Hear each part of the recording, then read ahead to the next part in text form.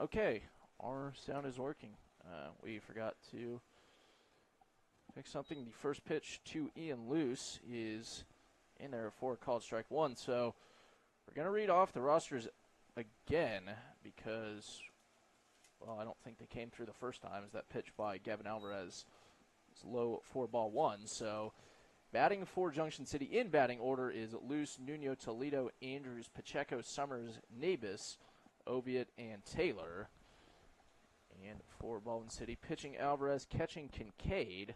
As this ball is hit into right field, it will be Luis Jimenez giving chase, and that ball into the gap, and that is not Luis Jimenez, as Luce is on his way to third, and there will not be a throw. So Ian Luce with a leadoff triple to start the ball game. Now for the rest of Baldwin City's fielding lineup. So fielders first through third is Arocha, Evans, and Jimenez. At shortstop is Grant Simblick. And the outfield left to right is Ivy, Garcia, and Cox.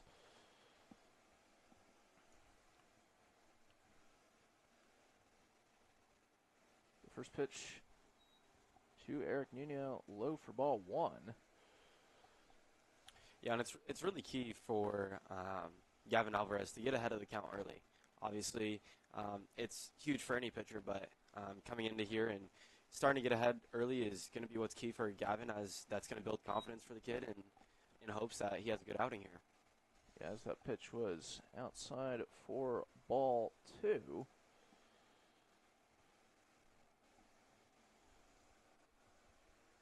So the count 2-0 to Nuno, who sees next pitch high for ball three.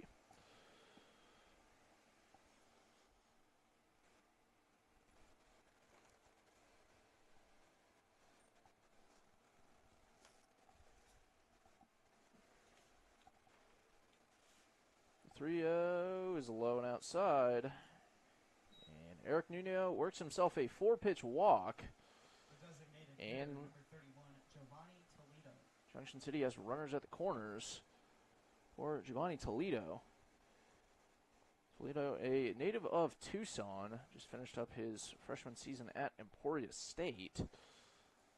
At for Junction City so far, as the next pitch by Alvarez goes low for ball one.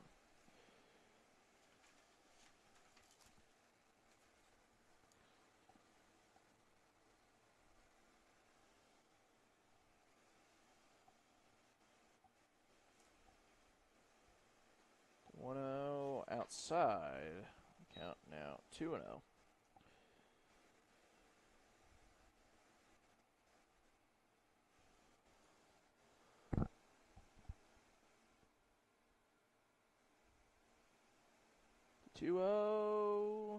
Chopped foul. So count now 2-1. Alvarez, a native of Garfield, Kansas originally, playing his college ball here in Baldwin City at Baker University, making his third appearance for the Blues, but his first start of the season. As this pitch fouled off once again, and the count moves even at 2-2.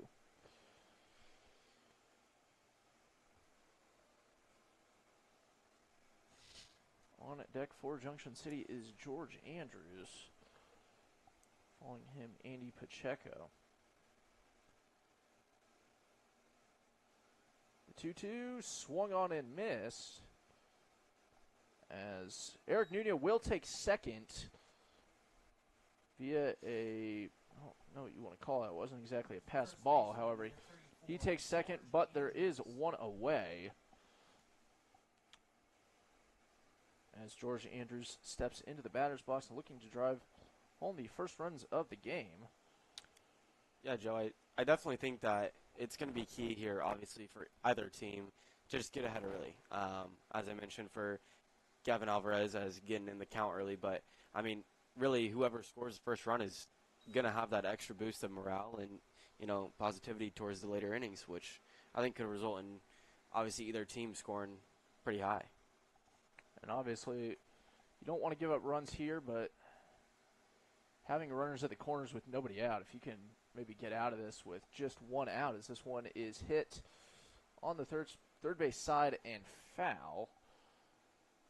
So the count moves even at 1-1. Like last night, we can't show first and third at the same time, so we kind of have to pick and choose which one we want to show. That's just a note for you, the viewer. As the 1-1 is chopped foul on the first base side. And a great pick by Tanner Kilmer over there.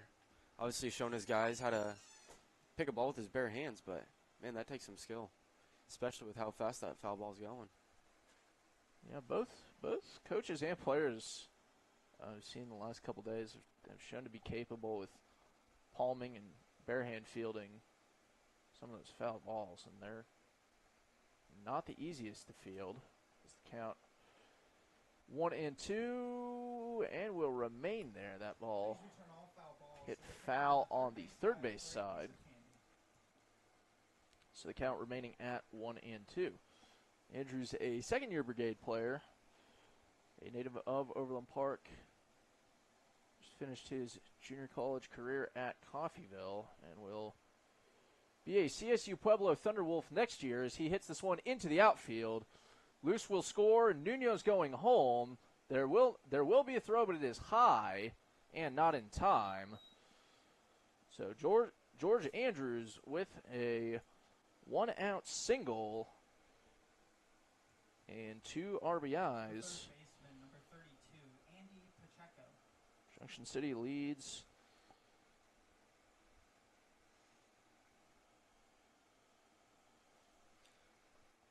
2-0 here early here in the top of the first inning.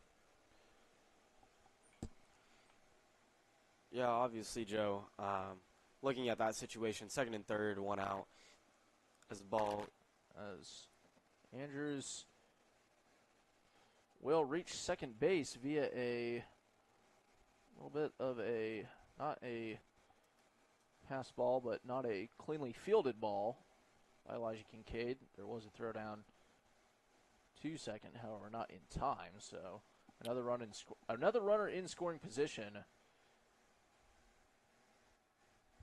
with 1 out, and it seems like that's kind of been the story of both teams in these last few games they've played against each other. Is one big inning and a lot of damage done with 0 or no outs. Obviously, two out. This ball is fouled, chopped foul on the third base side. Count now 2-1. A lot of times, you know, two out runs can be a factor, but what I've seen so far is a lot of runs with 0 or just 1 out, and when you're doing it with that amount of outs, as this ball is hit into right field, Andrews is being waved home. It will be a single for Pacheco, and George Andrews scores the third run of the evening via an RBI single by Andy Pacheco. The shortstop, number 15, Jackson Summers. yeah, right there, Joe. Gavin Alvarez is just trying to, mix up a different variation of pitches. So on first pitch, obviously, it was a changeup, and then he tried to mix in a little bit of a knuckleball there. But it's something that he's been working on in the offseason, but obviously was able to connect on that one and put in a nice little RBI single there. As the next pitch that Jackson Summers sees is in there for strike one, so the count even at 1-1. Summers, a native of nearby Topeka, as Alvarez throws, and that ball will get away, but not too far away from Austin Arocha, able to keep it close enough to where Pacheco wasn't going to take an extra base.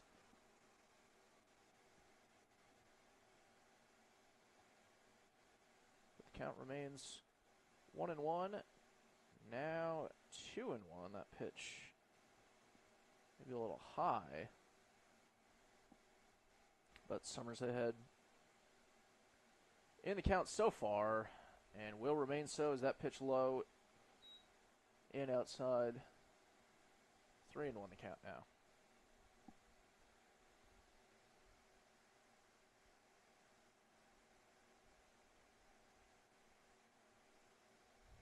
Three-one outside once again. And Jackson Summers works himself a 1-out walk. The catcher, number 13, Logan Navis. And Junction City with 2 aboard, 1 out. And we're going to have a mound visit by manager Tanner Kilmer. And with that, we will take a short break and be back with you all in, well, when the visit is over.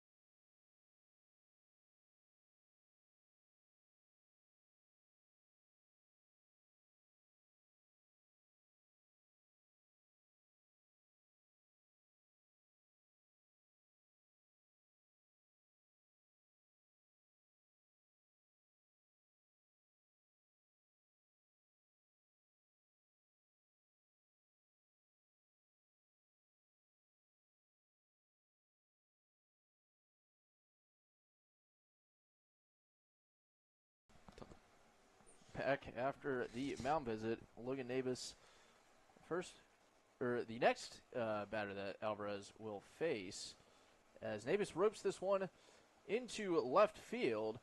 Pacheco going home. There will not be a throw. And the runners stay in the exact position, first and second. Off that single by Navis. Right fielder, number 43, Hayden Oviatt. But just different people in those spaces, as Hayden Oviatt steps in, trying to add to Brigade's very, very early lead. As the first pitch to Oviatt is low for ball 1.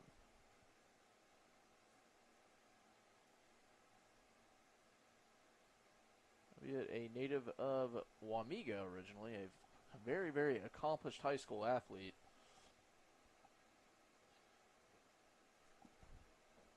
Was one of I would say probably the second best quarterback in his class, only behind Avery Johnson. He led a very good Wamego team all the way to the state championship game, where they lost to, I think it was Miesh. It's always Miesh. Seems to be the case. It might have been that one year where Aquinas won in 4A, but very good athlete. He has a 2-1 count to him. Make that 3-1 as that pitches upstairs.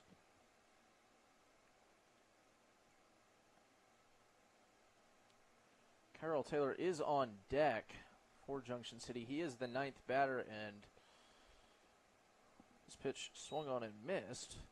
So the count moves full. This is the first full count of the game.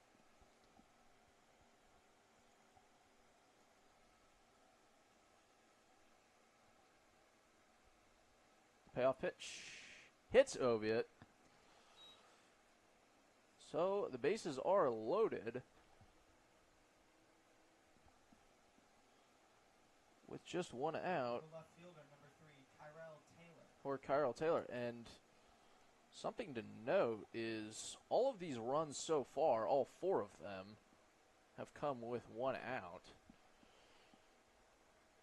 The first two base runners got on with no outs. However, Yvonne Toledo struck out as that pitch is...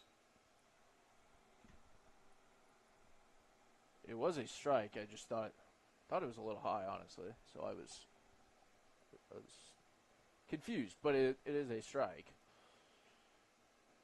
And this pitch, the exact same result, so the count 0-2 to Kyril Taylor. Taylor, a second-year Brigade player and a native of Junction City. Just finished up his sophomore season at McPherson, where he hit .438 in 31 appearances for the Bulldogs. But he sees 0-2 right now, and this ball, a comebacker, hit back to Alvarez, and throw over to first. Out of the glove of Arocha. That would have been a double play to end the inning. However, A little bit of confusion there, Joe. Obviously, Alvarez was not sure where to go to second or whether to go to first, but at least it's good to get one out and in hopes to clear this inning out. and he ended up with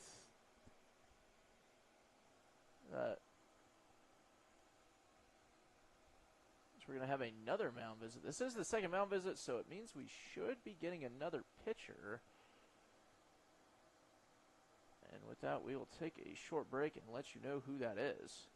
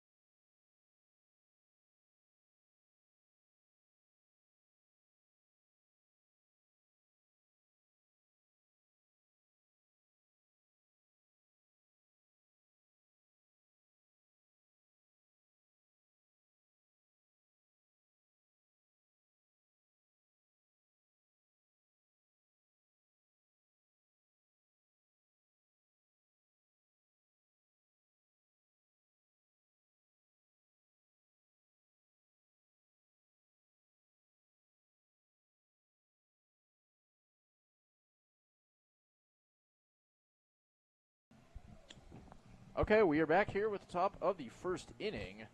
Baldwin City, a new pitcher.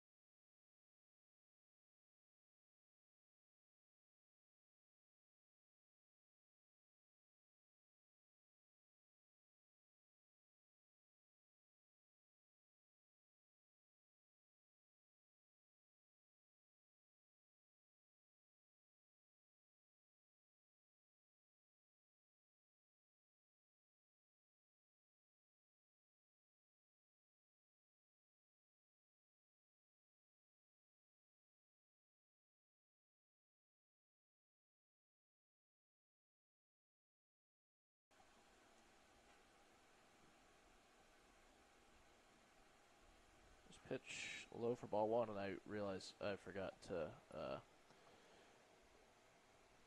unmute our microphone. Again, it is going now. So our pitcher is Tyler Tamez from Williston, North Dakota. This is his second appearance for the Blues, as this pitch hit to first, and the tag is in time. So Eric Nuno retired via a tagout, and that'll do it here in the top of the first inning. Junction City strikes first and strikes hard. They score 5 runs off 5 hits, no errors, none left.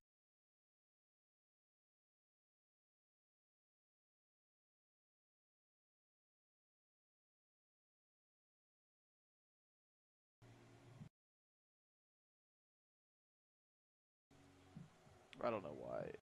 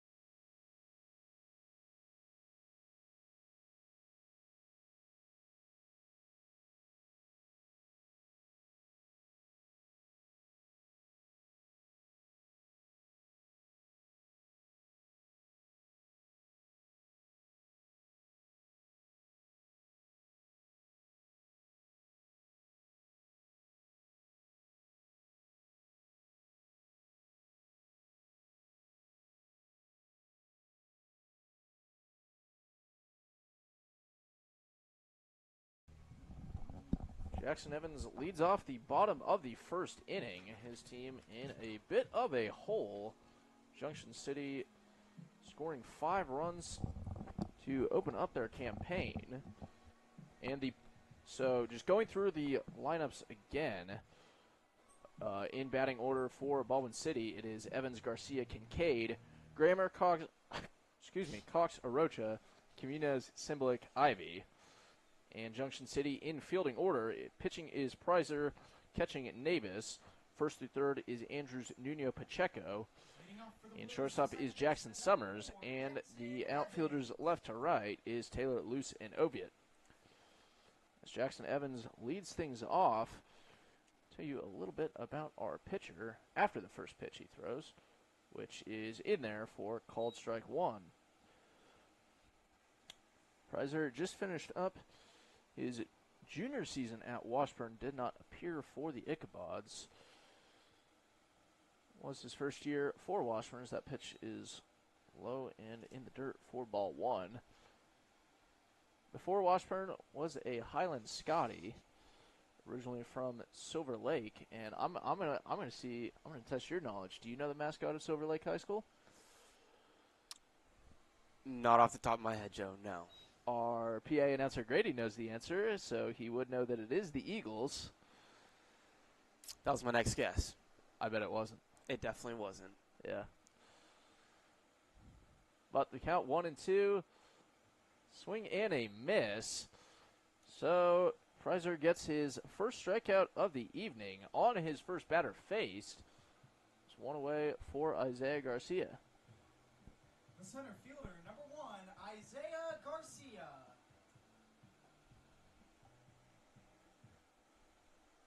Silver Lake traditionally a power in just about every sport.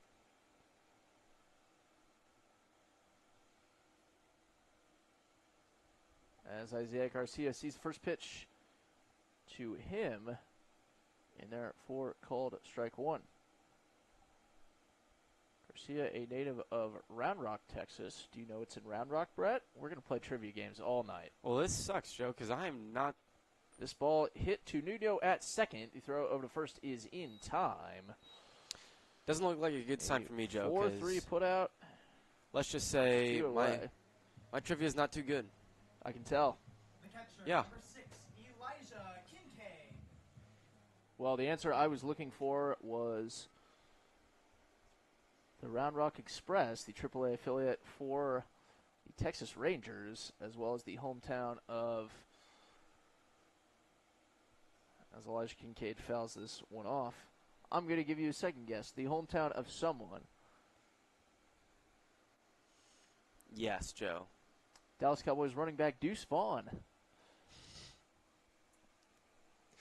I saw him once. He said he liked my mustache. Wow. What an honor. It was. That was as Kincaid hits this one into left field, and it will drop. It was Jackson Summers could not come down with it.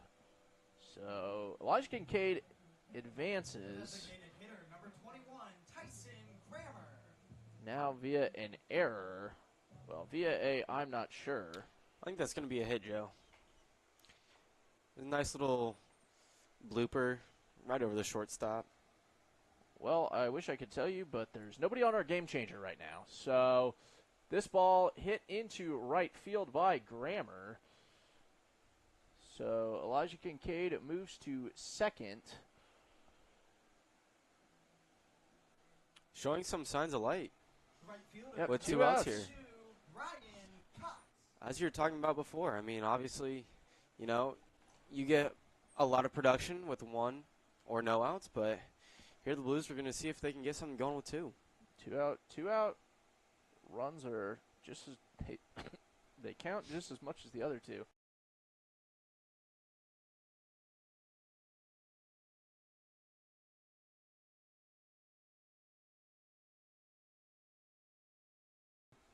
Okay, I'll give you my phone in a second then. Count. 0-1. This ball hit into, popped up. It will be Eric Nuno under it, and he will make the grab. So that'll do it here in the the bottom of the first inning. No runs off, one hit, one error, two left on. Junction City leads 5-0 after an inning of play. With that, we will go to the top of the second after the break.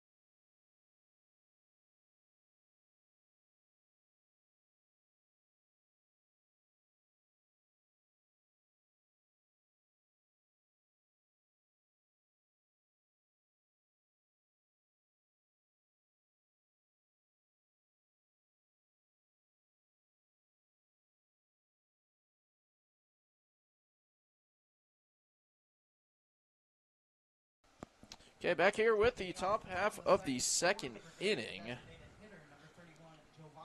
Giovanni Toledo leading off the top of the second inning. Toledo 0 for 1 with a strikeout.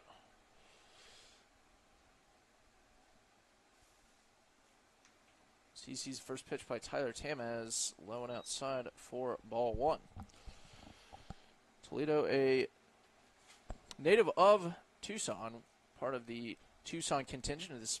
This ball is hit to Luis Comunez at third. The throw over to first is way off line, so that is an E5, and Toledo advances to first with nobody out.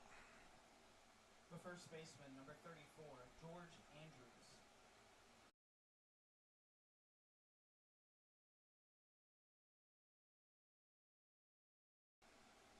George Andrews, the next batter in. Andrews 1 for 1 so far with a single. He sees this pitch inside for ball 1. All right, mascot game, Brett. George went to Blue Valley West. Do you know their mascot? Blue Valley West would be the Jaguars. Wow, you got one. Booyah. Blind squirrel finds a nut every once in a while. Is that pitch low for ball 2? Well, I will say one of the only reasons I do know that is because one of my brothers did go to Blue Valley West. So, you know, it was As this pitch is fouled off kind of hard not to know that, Joe, but for strike 1. Well, can you name probably not, Joe. Can you name the high school? Can you name the mascot of Sunnyside High School in Tucson, Arizona? You know, Joe? Probably not. Neither can I. Is that pitch low? Well, let's. The count now 3-1. It is a Blue Devil, Joe.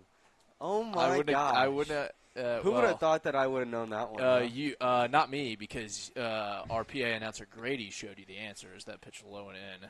That's just allegedly. 4 ball 4. That is not a confirmed assumption there. I saw it happen. Number 32, Andy Pacheco. That's Andy Pacheco. The next man in, there are 0 outs, runners on first and second. Pacheco also from Tucson, but from Desert View High School as he sees first pitch low of 4 ball 1. Fun fact, there are three players from Tucson. Okay, Brett, go. Go ahead. As Pacheco takes an inside pitch, foul for strike 1. There are 3 players from Tucson on this Junction City Brigade roster. All 3 of them play their college ball at Emporia State. But the fun fact, the fact I find most fun, all 3 went to separate high schools. As the 1-1 is upstairs. Count now 2-1. What a drastic change in temperature. Going from a nice dry state of Arizona and then going up here to a nice... As Luis Comunez steps on third, the throw over to first is not in time. So the lead runner is retired. Yeah, going from a nice dry area with some good heat coming up to good old Kansas. I would not describe the Arizona heat as nice. Oh, you know, it's a cool 109 degrees. Actually, that is true. Yeah, check the weather in Tucson as Jackson Summers sees the first pitch high at 4 ball 1. Next pitch to Summers outside at 4 ball 2. Summers is 0 for 0, reached via a walk in the first and later went on to score. He was the 5th run for the Brigade, their most recent. This pitch, the 2-0, chopped foul. Count now 2-1. Currently it's 99, so that's one of the cooler temperatures. Could be worse. Could be worse. But it does feel like 94. So Summers, a native of Topeka, graduate of Hayden Catholic High School, so we're going to play the game again. Can you name their mascot? sorry, I didn't hear what you said, Joe. That pitch high for ball three. Can you name the mascot of Hayden Catholic High School in Topeka? Grady, don't help him. I see you looking it up, so I'm just going to spoil your fun. It's the Wildcats. That pitch low and away. 4-4, and the bases are loaded.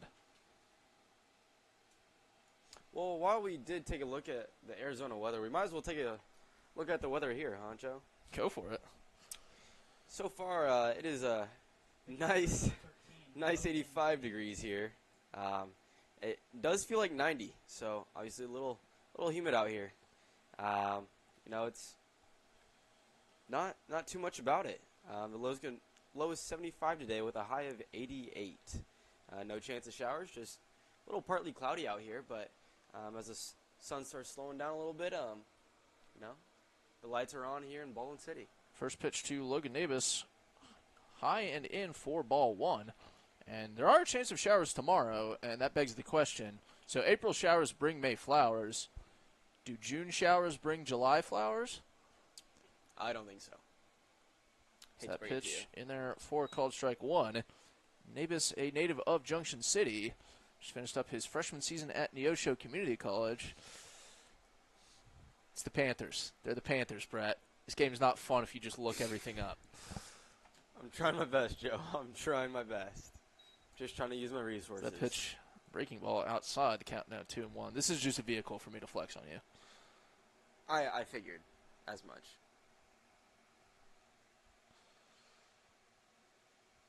You are pretty knowledgeable pitch. One outside. About your mascots. So here's your time to shine. Logan Davis, a graduate of Junction City High School. As he swings and misses, so the count moves full. Can you name the mascot for Junction City? I think Grady knows it. Grady definitely does know it because, like you, Joe, he's... As this pitch hit past Luis Comunez, Andrews will score. Pacheco being waved around. There will be a throw to home, and it is not in time. So Junction City plates two more via the 2 RBI single by Logan Nabis. They now lead 7-0. The right fielder, number 43, Hayden Oviatt. One thing to note, Joe, is obviously, throughout the whole season, walks are always going to be an issue. As, guys are just trying to figure out pitching styles and, work on mechanics. But it's been a mix of both here. Oviatt chops this one foul. There's been... Let's count 0-1. A pretty decent amount of hits here tonight for the Junction City Brigade, but that comes with consequences, obviously, showing the score here tonight. Yes, 5 runs off 5 hits in the last inning. And they did strand 3 in that one as this pitch swung on it and missed by Oviatt. So the count now 0-2. By the way, the answer for the high school mascot of Junction City High School is the Blue Jays. Lovely to hear, Joe. Lovely to hear. Whew. So pitch high for ball one as they are the mascot of a high school, of a team in the league. Of course, the Junction City Brigade that are playing right now. Really? So could you name the Baldwin High School mascot? The Baldwin High School? Yes, of course. It is the Bulldog. Okay, well, you got one. This ball hit into center field. Grant Simlick could not come up with it. There is a throw to home, however, not in time. So another single by Hayden Oviatt plates another for Junction City. Score now 8-0.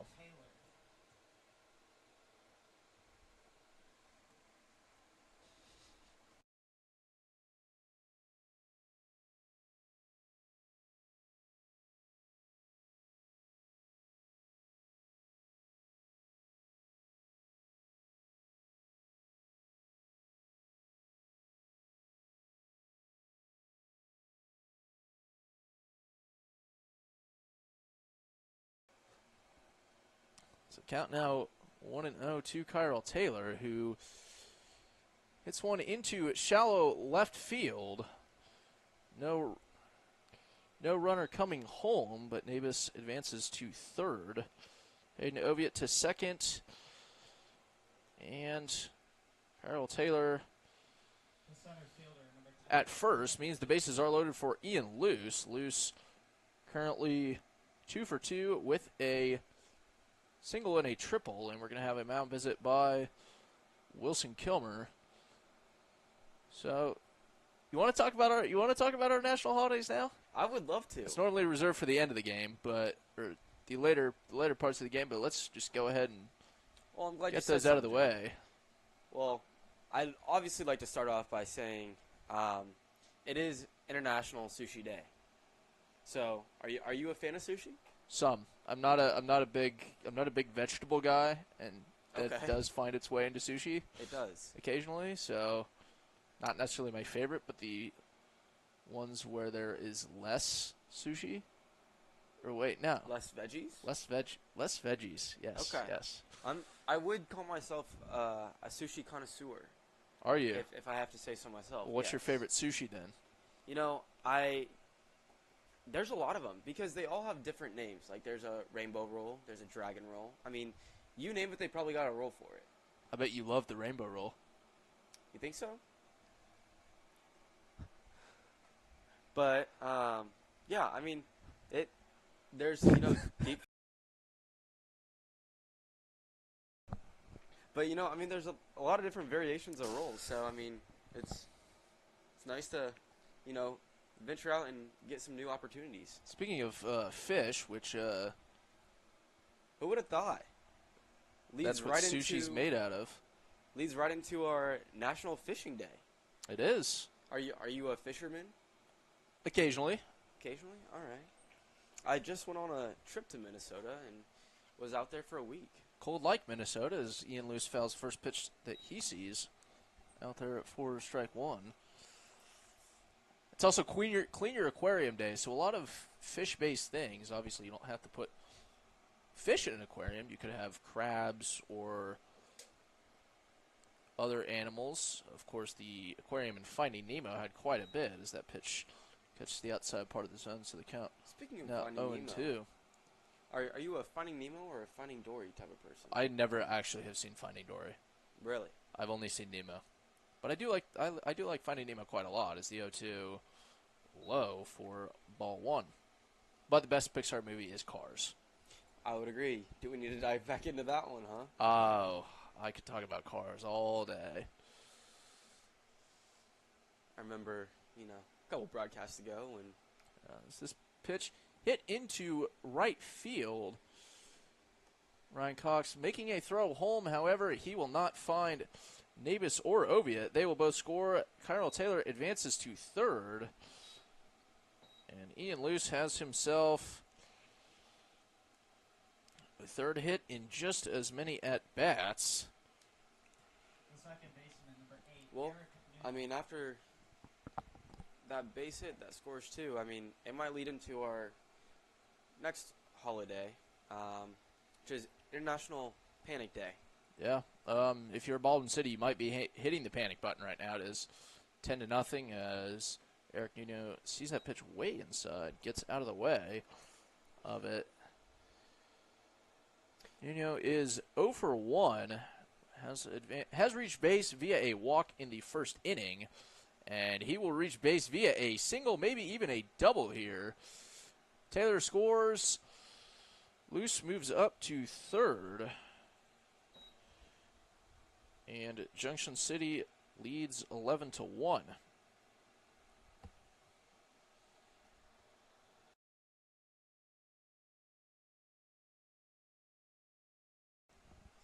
Giovanni Toledo. Actually, we will have another mound visit, so by manager Tanner Kilmer.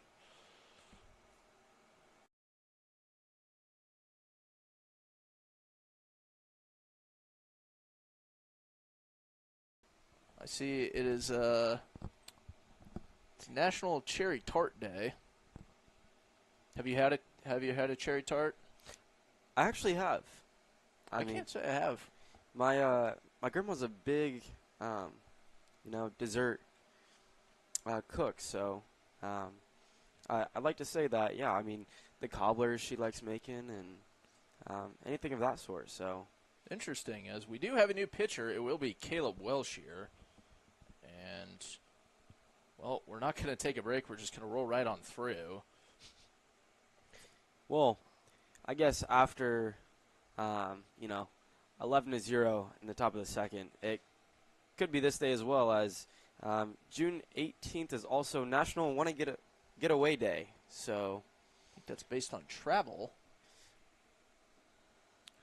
and it You can win 50 million rapid bonus. Is this a Southwest Airlines thing? it might be. I think it might be. Have you ever? When you fly, what airline do you use? Well, I've flown, I think, once in the last like 5 years, Okay. and I think I took Delta there. It was a work trip.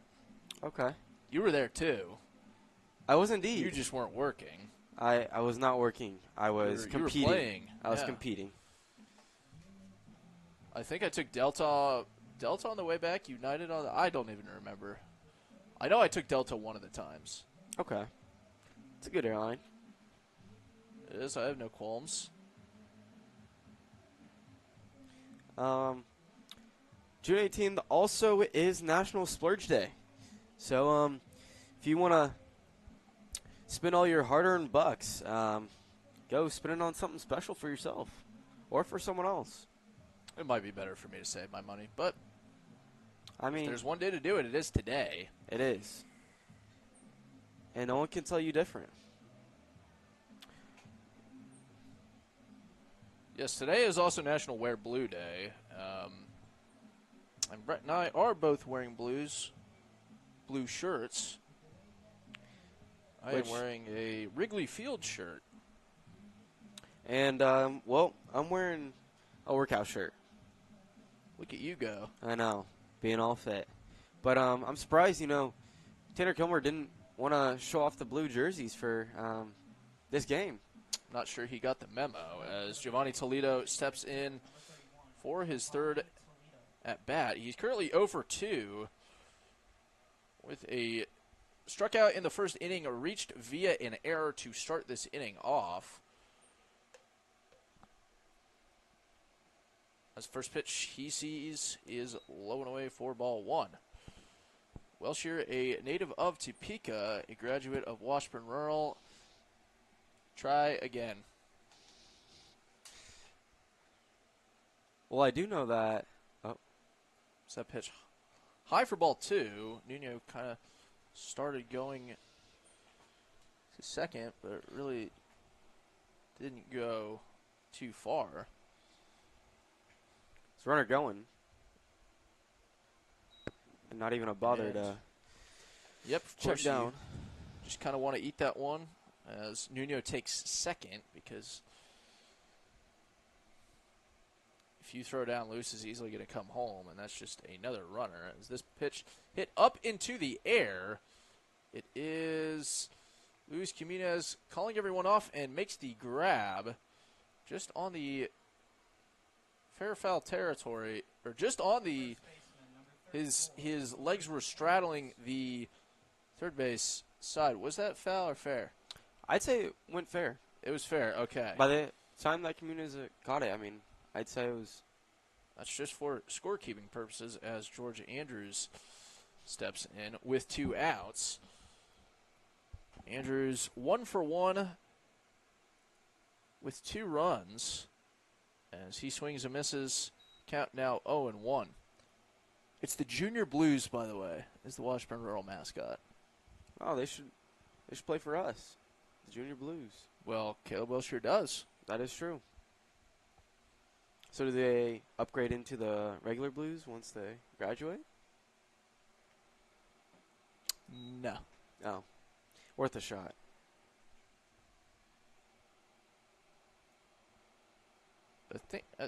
I would say I may be off base here. I think it's based off Washburn University, but they are the Ichabods. I was gonna say I But knew they do wear blue in their.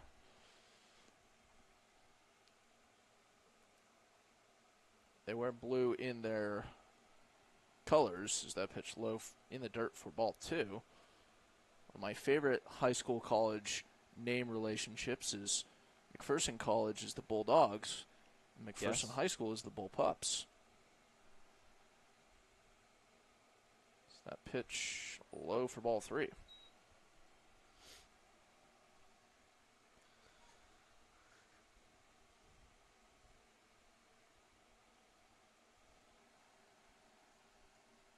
Count 3-1 to Andrews, who sees this pitch in there. 4 called, strike 3, and 3-2 is the count. I believe this is the 3rd full count that Junction City has seen, and both of the first 2 have gone their way, a hit by pitch and a single. And the payoff pitch low and in the dirt, so add a walk to that list. And the bases are loaded, once again, to Andy Pacheco. The third baseman, number 32, Andy Pacheco.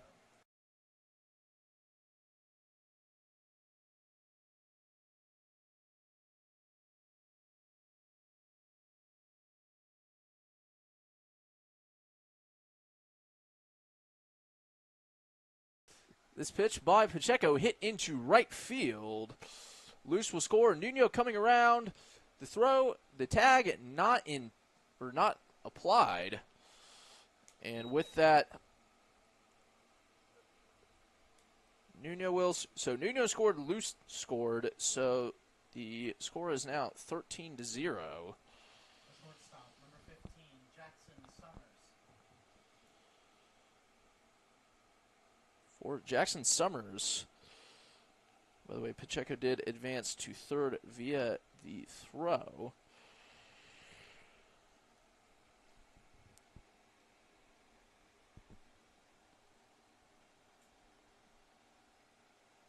Pitch in there for called strike 1.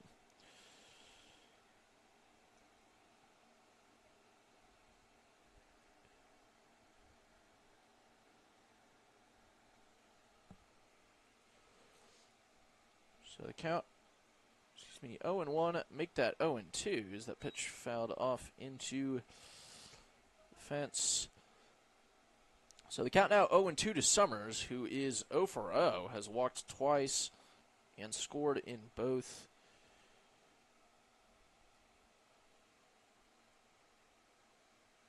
Trips as this pitch hit into right field, right to the glove of Ryan Cox, who makes the grab. And that'll do it here in the top of the 2nd inning. 8 runs off 1, 2, 3, 4, 5, 6 hits, 1 error, 2 left on. Junction City extends their lead to 13, and with that, we will take a break before coming back with the bottom of the inning.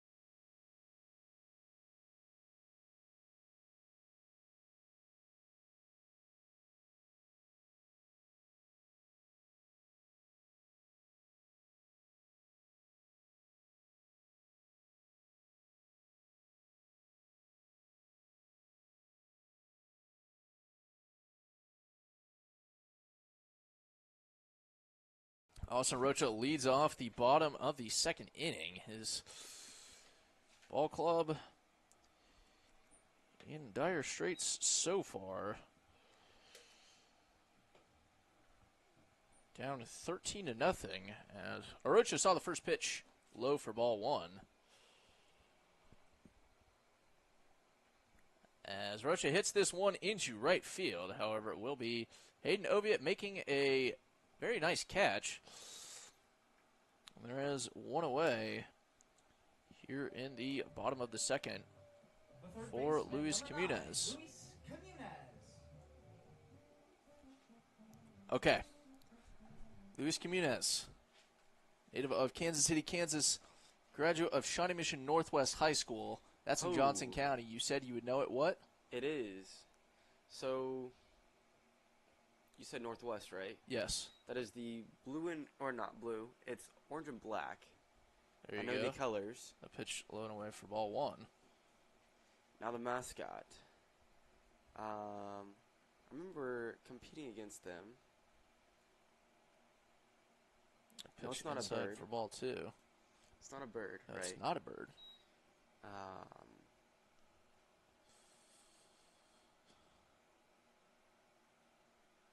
As the 2-0 low, count now 3-0. Do you have a hint? It is the only non-human mascot of the Shawnee Mission schools. Well, I knew it wasn't a human. I knew it was an animal, for sure. Well, But You I asked guess for a I didn't, hint. I guess I didn't say that. the 3-0 in there. 4 called strike one. The count now 3-1. Huh. Go ahead and say it. The Cougars. Dang it, that was my next guess. As this ball hit to George Andrews at first, who does not make the throw, was not made cleanly. So Luis Comunez able to reach via an error. Not only that, he also reached second base. The shortstop, number 17, Grant Symbolic.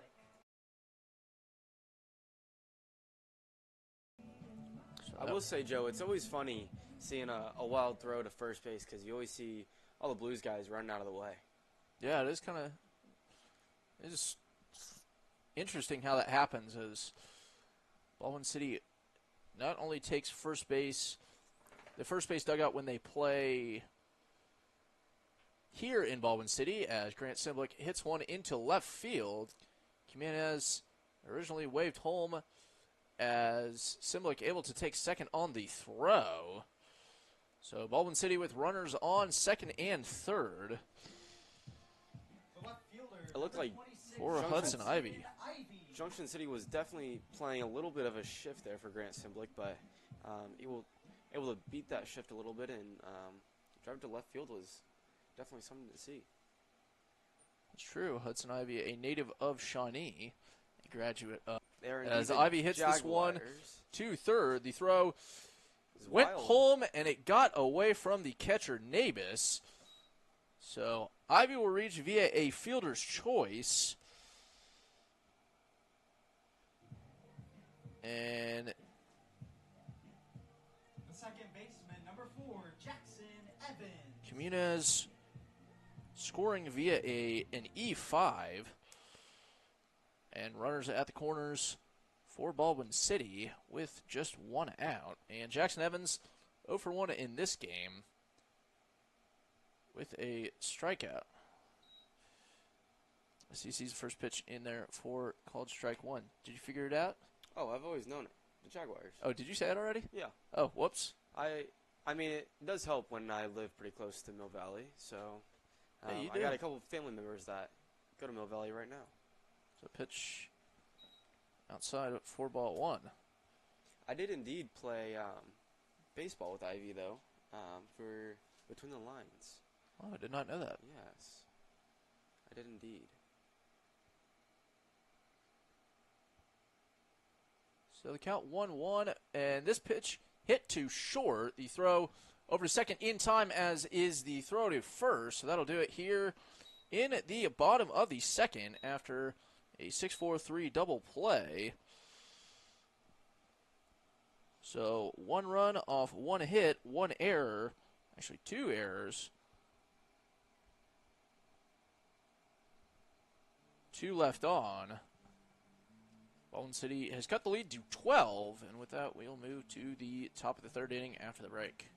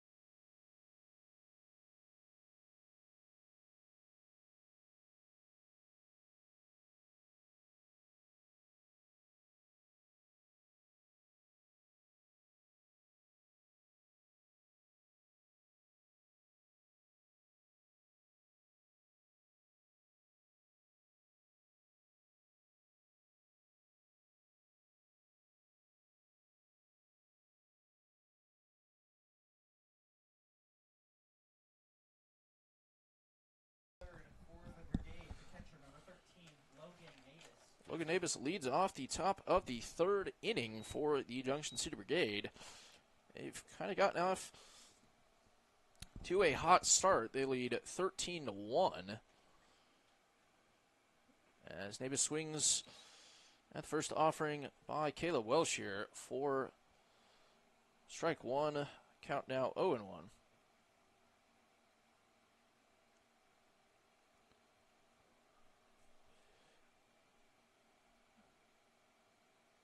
As this pitch high for ball 1.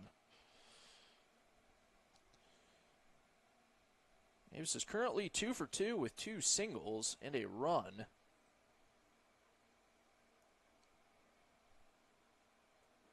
As he sees this breaking ball in there for called strike 2.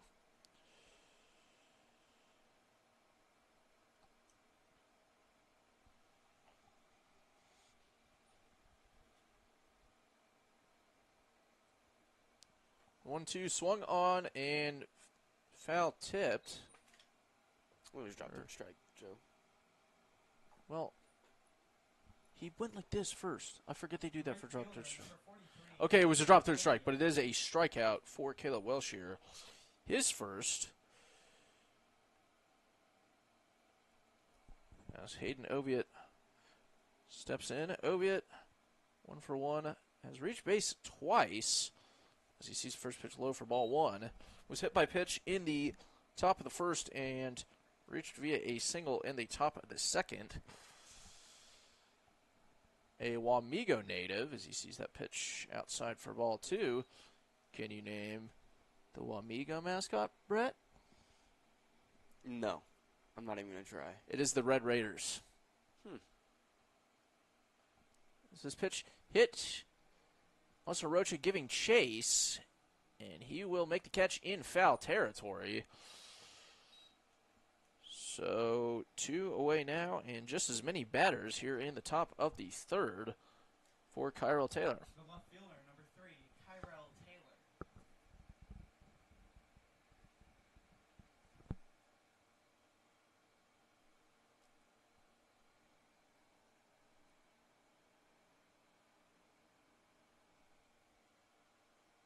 Taylor sees first pitch high for ball 1.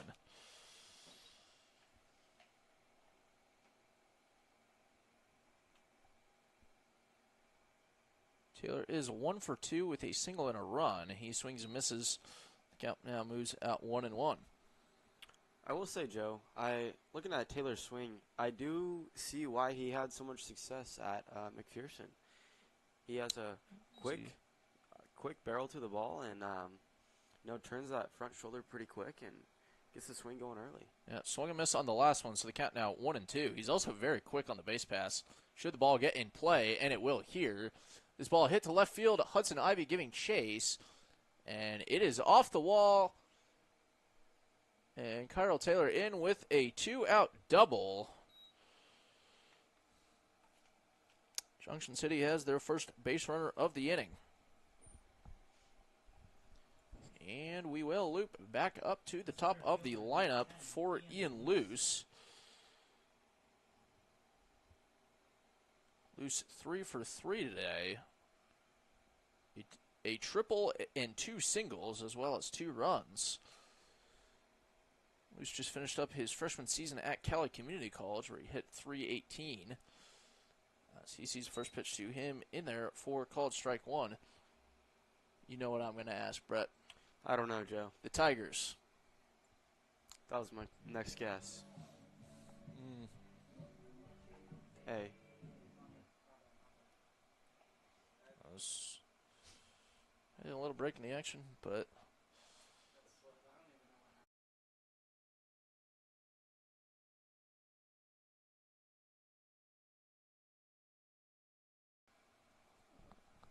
as the count 0-1 to Luce, make that 0-2, and some terrible breaking news. Willie Mays has passed away. Wow. Yeah. At age 93. That is tragic. Count that pitch outside for ball 1. And to quote Cosmo Kramer, boy, that makes you think.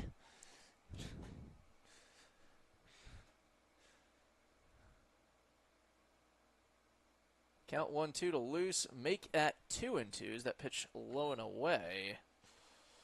So the count even at 2-2. As I don't know what's going on. Okay, we're figuring it out. Unfortunately, not running off the normal hotspot, so our audio should be good, but frames might be dropping as that pitch is inside. And we're going to call that a wild pitch. Allows Kyrell Taylor to take third base. And the count moves full at 1-1. Should be good now. Glad to hear it. Glad to hear it.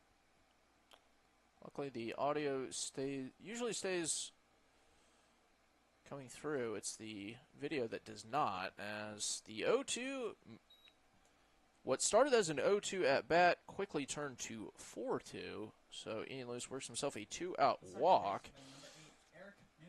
And Junction City has runners at the corners for Eric Nuno, who is 1 for 2. Him low for ball 1.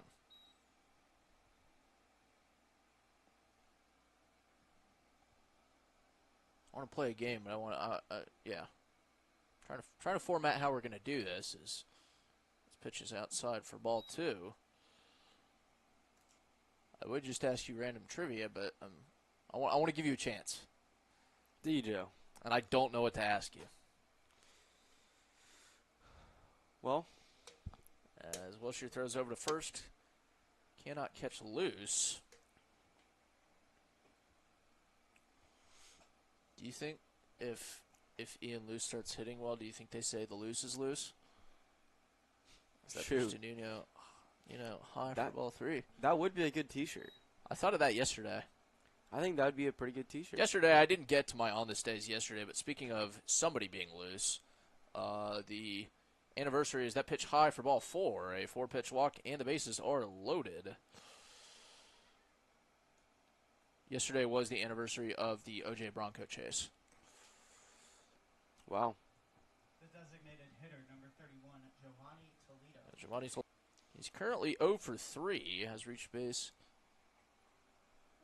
via an error. It was retired both times. That pitch is outside and past the glove of Kincaid, but there wasn't even a throw home. Or, excuse me, there was not a throw home, but there was not. Kyrell Taylor did not come home. So he remains at third, and the bases remain loaded.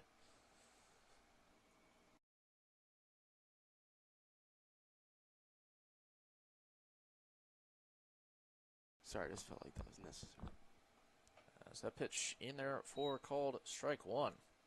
Well, as you were saying, Joe, today marks the day of a couple other things. Here in sports history, So pitch low for ball two. 1911, the Detroit Tigers and Chicago White Sox faced off against each other while the Tigers were down 13-1 at Bennett Park. But Detroit was able to come back and win, which does mark the biggest comeback in MLB history. Coincidentally enough, the score is 13-1 currently in this game. And who knows? Maybe. Could happen. There's never say never in baseball. You can, as the count 3-1, make that 4-1 as Junction City scores their 14th runner. It is 14-1, and keep in mind that all base runners that Junction City has had are with 2 outs. The first baseman, number 34, George Andrews. They started the inning off with a strikeout and a pop out, but have gone double and 3 walks. 2 remain alive in this one, and at least plate 1 runner. As the first pitch that George Andrews sees is high for ball 1. Okay, Brad, I have another one. George Andrews is going to Colorado State Pueblo next season. Do you know their mascot? You said what? As this pitch is hit into the air, it will be Hudson Ivy under it, and he makes the grab. So that'll do it here in the top of the 3rd inning. 1 run off 1 hit, no errors, 3 left on. Junction City now leads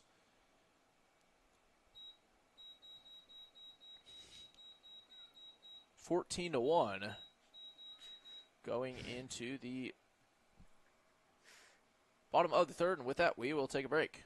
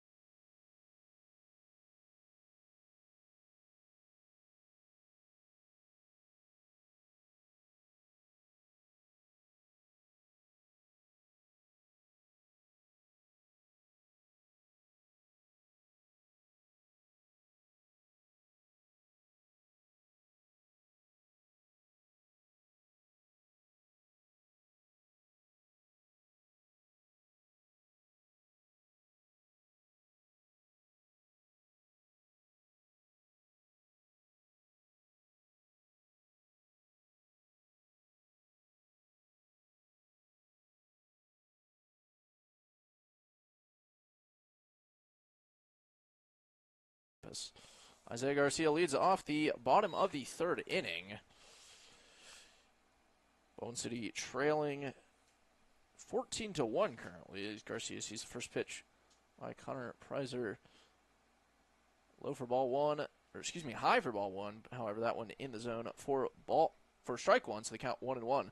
By the way, the mascot for CSU Pueblo is the Thunderwolves. What an interesting one. Interesting mascot. As the pitch chopped foul, so they count now 1-2. Thunderwolves is one of my favorite mascots in all of college sports. I think if you stick thunder in front of everything, it automatically makes it cooler. Interesting. For example, the Southern Utah Thunderbirds or the Marshall Thunder and Herd.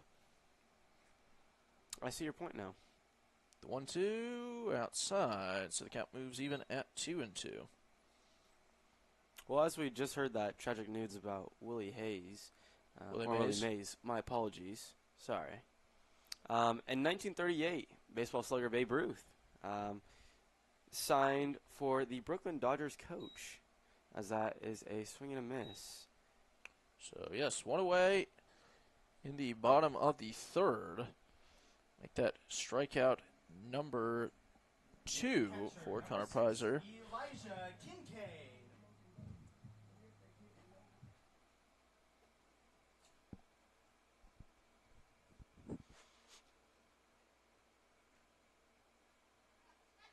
So Elijah Kincaid, the next batter in.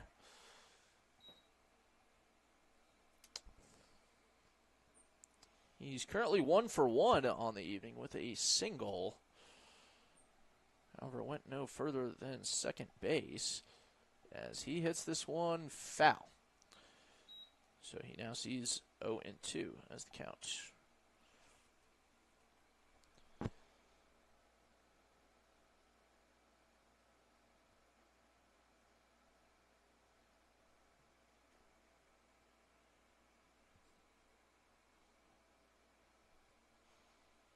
The 0-2 swung on a miss, and I flinched. That's number 3 on the season. And I would say that I flinched as well. So start the counter for me as well. Okay. Ready? I think I had one last night. So that's 3 points for the foul ball team. Yep. Because all 3 of us did flinch. It was coming right at us. As that pitch low in the dirt for ball 1. Definitely right at me.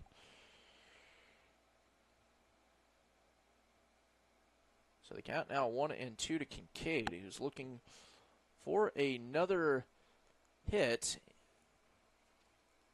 as he takes that pitch low in the dirt for strike 2. Excuse me, ball 2.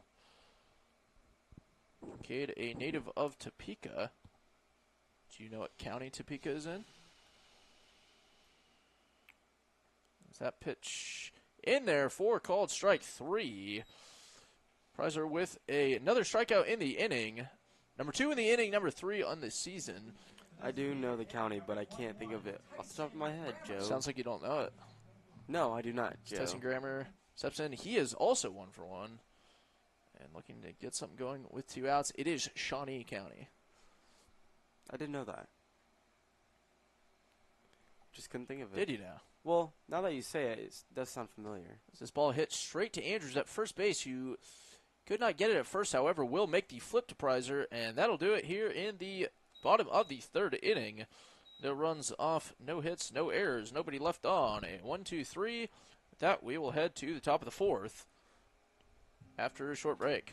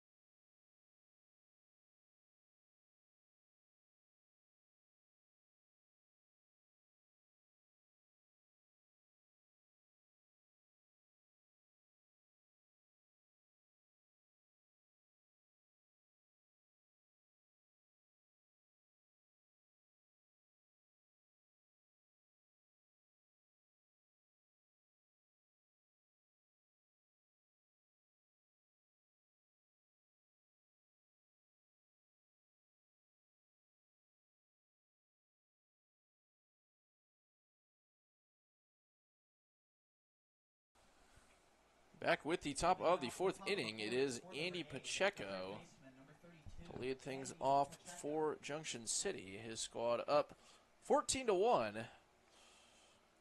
We do have a pitching change, Joe. Yes, we do. It is Colton Howerton, who sees first pitch high for ball one. Howerton, a native of Topeka, finished his junior season at Baker as Pacheco fouls that one off. However, prior to attending Baker, Howerton attended Cloud County Community College, so I have two questions for you, Brett. And I'm going to say I don't know to both, Joe. What is the mascot of Cloud County Community College? Go ahead, Joe. It is the Thunderbirds, so my point remains Point the proven same. on the Thunder. On the Thunder, emphasis. the Thunder, yes, is the count 2-1. This one swung on and fouled by Pacheco, so the count moves even at 2-2. What is the county seat of Cloud County? I don't know, Joe. It is Concordia. Thank you, Grady.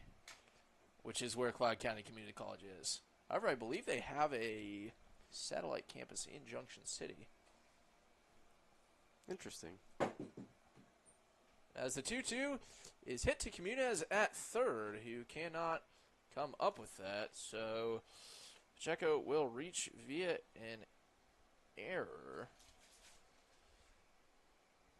He is on Number 15, Jackson Summers. with a leadoff error, and Jackson Summers, the next batter in.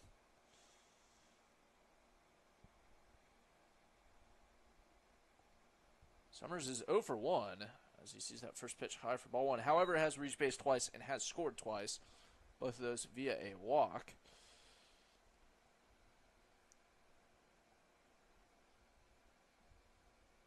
And that pitch, different method, same result. First pitch was high, that pitch low, but both of them balls.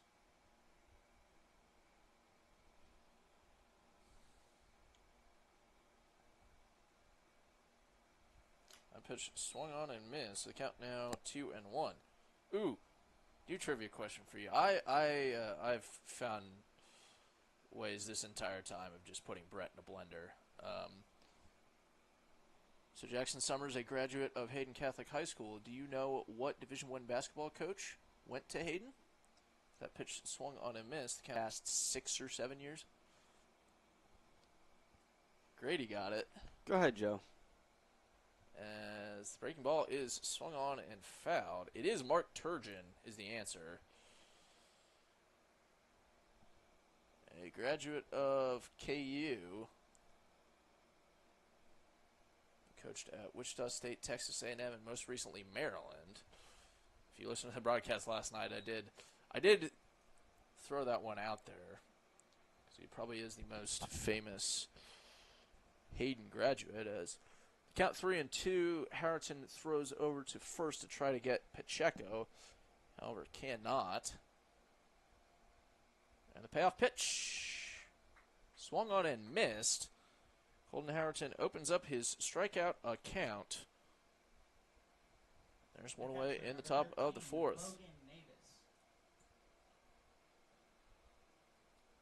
As Logan Navis steps in.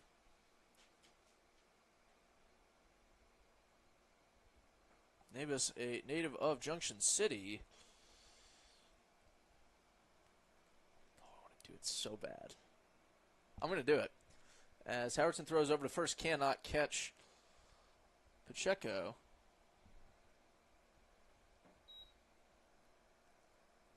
Junction City is in Geary County. As that pitch swung on and missed, the count moves even at 1-1. Brett, can you tell me the county seat of Geary County? Go ahead, Joe. No, I want you to guess. I would love for you to educate me. Well, the answer is Junction City. I could have guessed that one. Well, you didn't.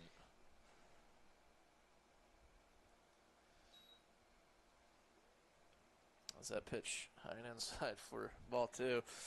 I want to apologize to the viewer because this mundane talk of county seats and mascots is fun to me, but maybe not for you. As that pitch hit up and foul, so the count moves 2-2. But I enjoy talking about it, so. and I enjoy confusing people in niche trivia. And I think Brett is beyond confused right now. Glad to be here, Joe. Glad to be here. I'm glad. Top of the fourth inning. The right fielder, number 43, Hayden Oden. Out to try to get it, however, could not make the grab, and I'm going to call that a triple. That was far from routine. And I believe Garcia actually thought he had it until he checked in his glove after standing up, and well, it wasn't in his glove. Yes, that did pop out, so the score now 15-1. The left fielder, number 3. But I will say, And Joe, runner on third for Kyrell Taylor. it does seem to be how there is one big inning and then either 3-0.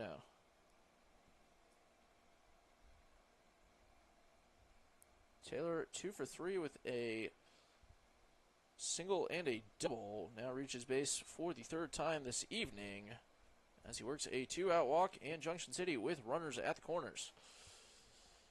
The center fielder, number 10, Ian Luce. As Ian Luce steps in.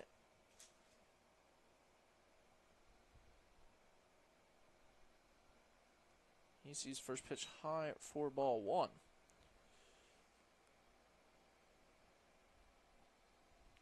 More USA cricket tomorrow. As Howerton throws over to try and catch Taylor, however, cannot get him. you a big cricket guy, Joe? I talk about it so much. But the U.S. starts off their Super 8s campaign against South Africa as this ball is hit into left field in the West Indies and England. So another USA-England matchup is, I believe, Sunday at 9:30.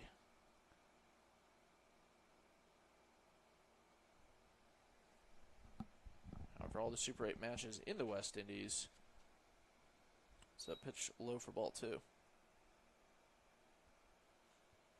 Let's take a look at the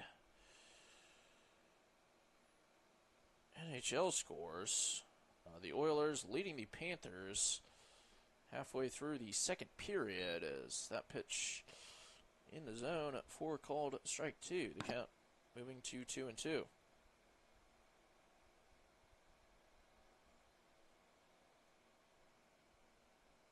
Cannot find Taylor. Baldwin City has been on the losing end of effectively every payoff pitch they've seen. As this one is hit into left field. Into foul territory, it will be Caminez under it, and he makes a nice over-the-shoulder grab. Top of the fourth inning. One run off one hit. One error, 2 left on. Junction City extends their lead to 14. And with that, we will take a break and be back with the bottom of the fourth inning.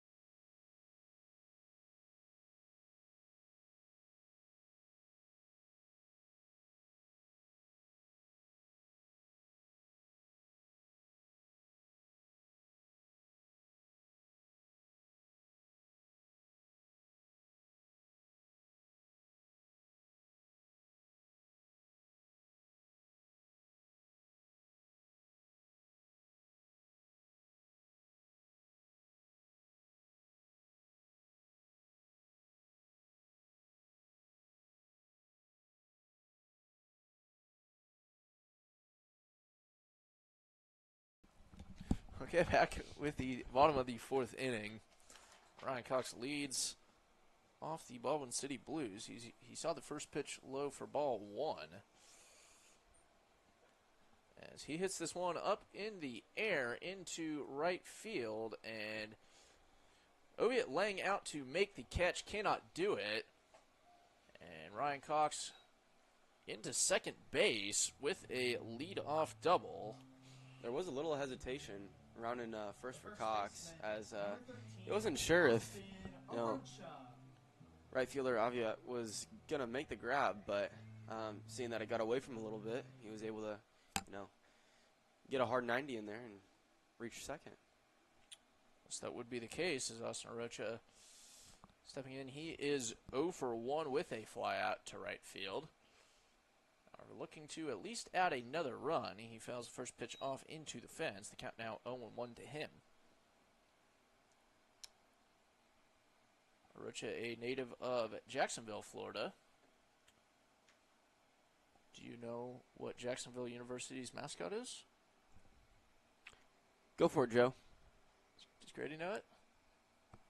Yes, it is the Dolphins. Is that pitch? What about Jacksonville State? And do you know where Jacksonville State is? Go for it, Joe. They're also the Gamecocks, and they're in Jacksonville, Alabama. Is that pitch inside for ball two? Jacksonville State did win a national championship this year. Did they? Yes, do you know in what sport? Surprise me. Well, you should know this one. The sport or? Yes. Go ahead, Joe. It's the sport you play.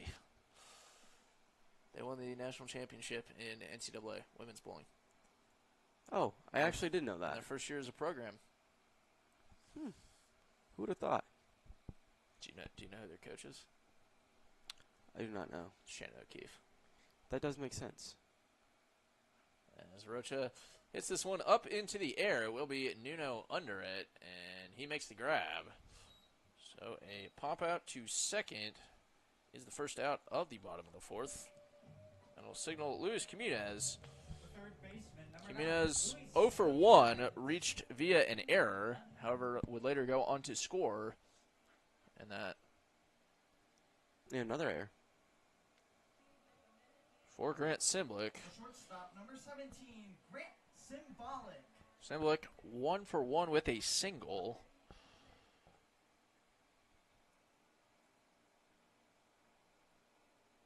Looking to get on base again and at least drive in another runner. As he fouls first pitch off for strike one.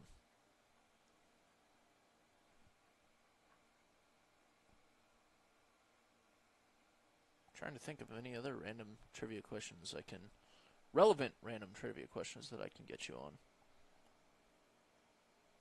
Okay, Grant's from North Dakota. He's from Williston. Is that pitch in there for called strike two? So count 0-2. What is the capital of North Dakota? We're going to capitals now? Capitals should be easier than county seats. I mean, yes. That is true.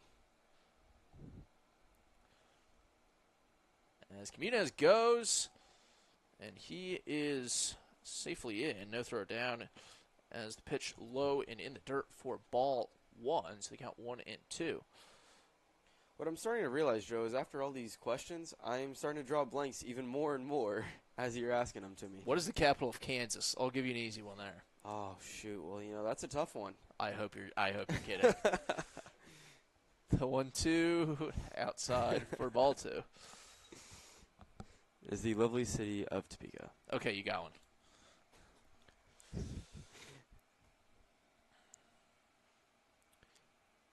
Been there quite a few times. We actually took a field trip to the capital city and the Capitol building itself. Nice. As this pitch hit into right field, it will be Haven Oviatt diving to get it. He cannot make the play.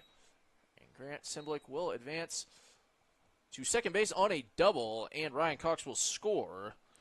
So another run for Baldwin City. They now trail Number 26, Hudson Ivy. 15-2. As Hudson Ivy steps in. Also apologize for the poor connection, folks. We're not running off the hotspot that we normally have. As Ivy sees the first pitch in there for called strike one. Ivy 0 for 1, reached base via a fielder's choice.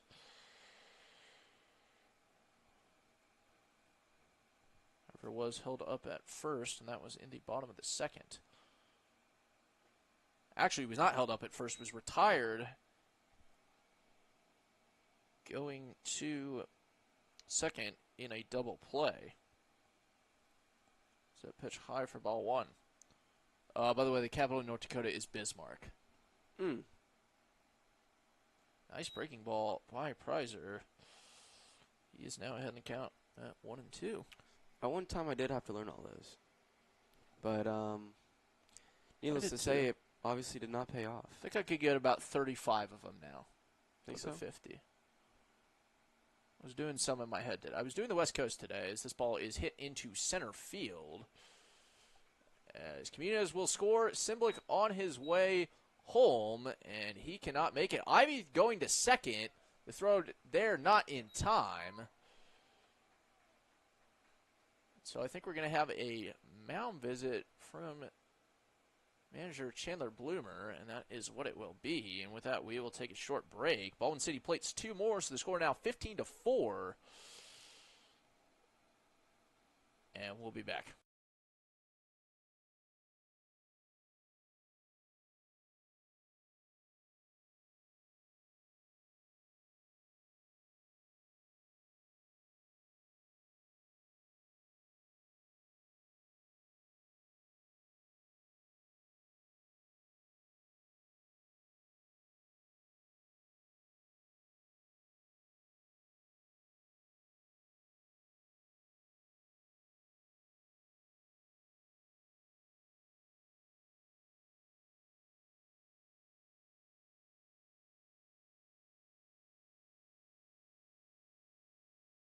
Oh, jeez. Jackson Evans, we're back from the mound visit. Jackson Evans represents the top of the order. He is 0 for 2 as he hits this one past the glove of Pacheco at third. So he is on with a 1-out single, and Baldwin City has runners at the corners with 1 out as Isaiah Garcia, the next batter up. And, well, I'll ask you what I was going to ask you. I was going to say, Joe, you didn't have time to ask me a question. Jackson Evans attended Olathe North High School. Okay. Now you're in my ballpark. What is the Olathe North mascot? They would be the Eagles. That's the first pitch to Garcia, low for ball one. That is true. Can you name some famous Olathe North alums? Actually, that hit him. Or Garcia's saying it hit him. He thinks it hit him. I'm really not sure. Garcia took off his batting equipment to go to first base. We're going to have a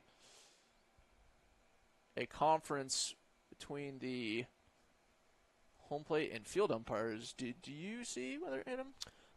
I mean, I saw the ball redirected, but I didn't think it would be. It was definitely close either way. As I'm not sure what this. And it's just going to be a ball, so the count is just 1-0. Can you name some famous Olathe North alums? The Sanders. I don't know if it was. Was it Barry? He went to Wichita North, so you're. No, it was. Shoot. I'm trying to remember who it was. Oh, not Sanders. It was. Are you thinking of another Sproles. great running back? Yes, Darren Yes, Sproles. Darren As Isaiah Sproles. Garcia fouls that pitch off. Was the count now 1-1. was the one I was thinking of because he went to Also, Definitely a favorite to be in the upper echelon of the Big 12. This Oh, took a this bad ball hop and hopped right over shortstop Summers. So Jackson Summers not able to make a play on that, so we're going to call that a hit for Garcia, as another run will score. The catcher, number 6, Elijah. And the score is now 15-5. And Elijah Kincaid steps in. Runners on first and second with one out.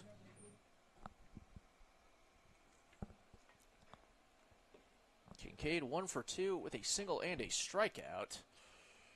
Has hit a home run this season, so has proven that he has some power as he sees the first offering in there for called strike one.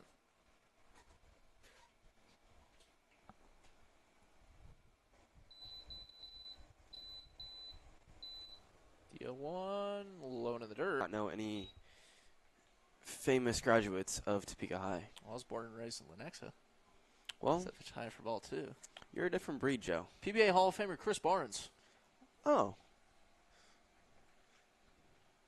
It's a famous one. And our PA guy Grady and his brother Brennan. As the pitch fouled off. The count now 2-2. I used to have a decent list. Kai Thomas was a running back a couple of years ago. As well as Nigeria Canada. I always get into that. She just entered the transfer portal.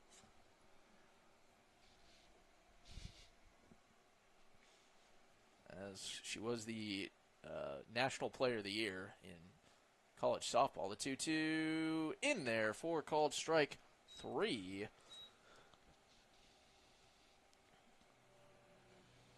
Prizer has himself another strikeout, and there are now 2 outs for Tyson Grammer.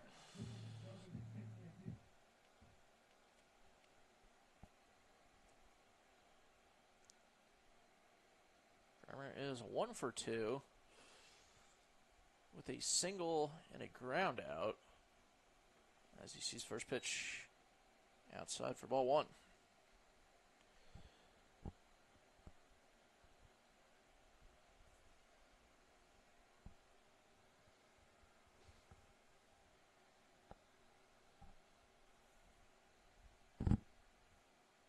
And this pitch hit into out of play on left field. Kyrell Taylor came all the way from left field to the fence. However, it's going to be hard for him to make a play on that. His count is 1-1. Grammer, just graduated from Lawrence High School, will be a Baker Wildcat next season. the Lions. Yes, the Chesty Lions. As he chops this one to Prizer at first, who makes the flip over to first base. It is in time. That'll do it here in the bottom of the 4th inning.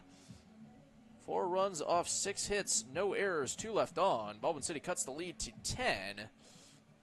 Score is 15-5 Junction City as we go to the top of the 5th inning. And with that, we will take a break.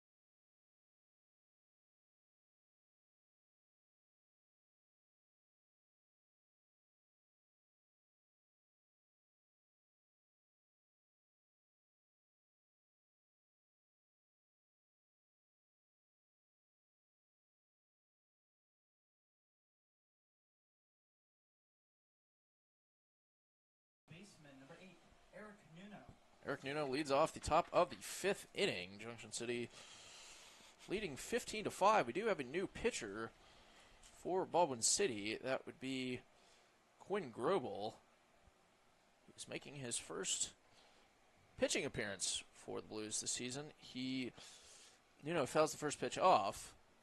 Grobel typically playing in the infield or a designated hitter role. He's a graduate of Blue Valley North and will be a Cali Tiger next season as that pitch low and away for ball 1. Do you know the mascot for Blue Valley North? Blue Valley North. I'm trying to think. Because I know Northwest is the Wolves, I believe. The Timberwolves? No, Nope. It's not the Timberwolves. It's the Blue Valley Southwest is the Timberwolves. Southwest is the Timberwolves. It's the newest one, right? Yes, it is. As that pitch fouled off the count, even at 2-2. Mid-Plains League MVP and Baldwin City Blue Kuiper Kendall went to Blue Valley Southwest. So did what's As the 2-2 is hit to not. Grant Simblick could not get a hold of that one. So Eric Nuno on. and if I'm believing right, I believe with that a leadoff Christian single. Christian Braun went to Northwest. Blue Yeah. Valley Northwest. And his brother, I believe, plays there as well. Landon Braun. And we do have a pinch hitter. This Okay. is Cale Ortner. Graduated. Oh, that's right. As Cale Ortner will be subbed in for Giovanni Toledo.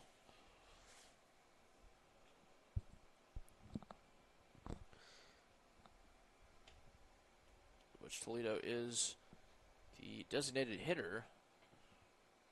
So Ortner will be the new DH. Ortner, a native of Clive, Iowa. Redshirted in his freshman season at Pittsburgh State. Pittsburgh State, one of, I think, 3 multiple national championship winners in any division of Division One or any division of the NCAA this year. Well, they are the Gorillas. They are. My And cousin they won- goes there. Oh, nice. They won 2 track and field titles. I can't remember the split between men's and women's in indoor and outdoor. But Pittsburgh State always a D2 track and field powerhouse, as well as football. But That is very true. I was about to go there instead of Baker University, but they have a good construction management program there. oh, do they? Yeah. I had a few friends that went to Pitt State. They have a whole little playing ground where you can build different buildings and everything for their construction management, and really thought about going there. For construction management? Mm-hmm. Oh, fun. Yeah. This Baker does not have construction management.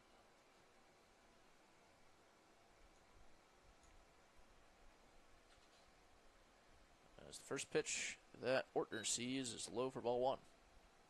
You know what Baker does have? Sports media track. It does.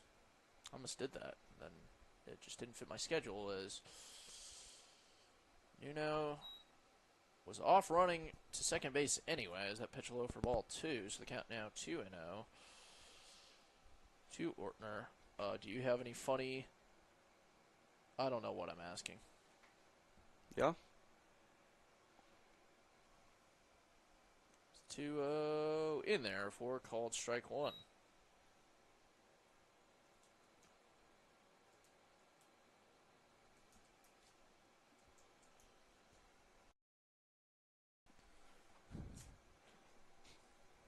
Swung on and missed. The count now 2-2.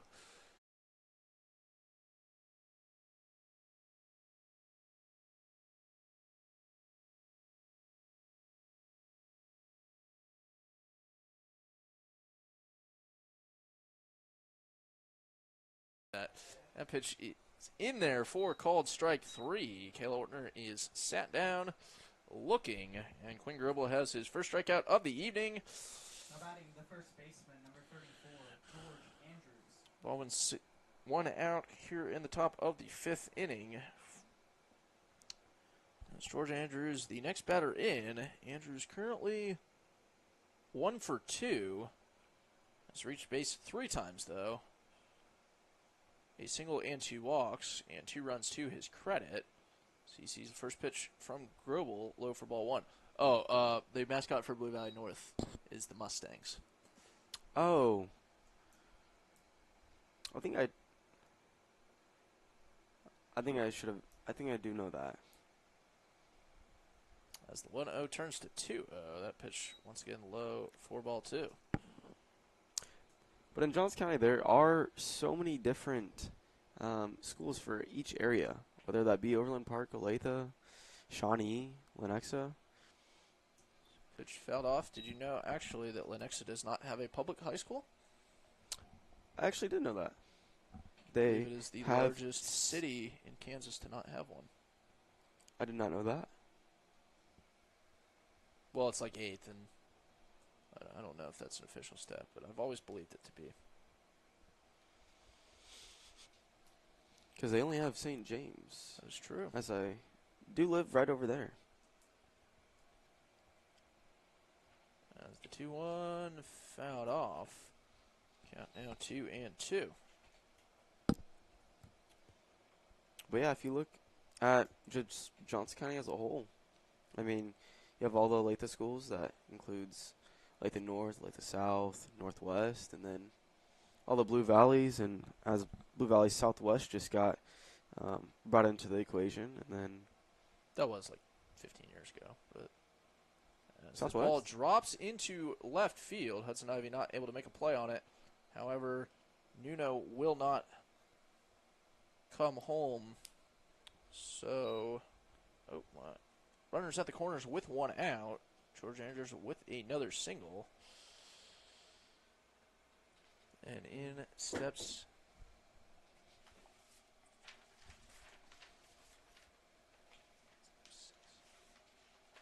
do have a pinch hitter for Pacheco, and we'll tell you who that is in just one moment. He sees first pitch high for ball 1 as a little bit of a double pickle.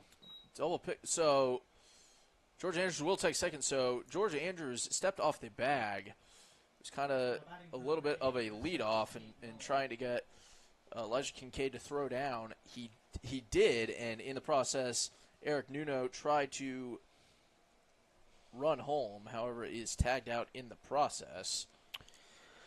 And by the way, this is Tate Miller is the pinch hitter for Andy Pacheco. As he sees the next pitch low for ball 1. The double pickle always reminds me of Alcides Escobar and Alex Gordon. Oh, yeah. That's a good one. You know Right. what else it reminds me of? What? 2 pickles. As this pitch hit over the glove of Grobel. Jackson Evans trying to barehand it and not able to make a play on it by the time the ball got to him. So runners are back at the corners. Tate Miller with an infield single. And, yes, runners at the corners with 2 outs Batting the shortstop, number 15, for Jackson Junction City. And Jackson Summers is the new batter in.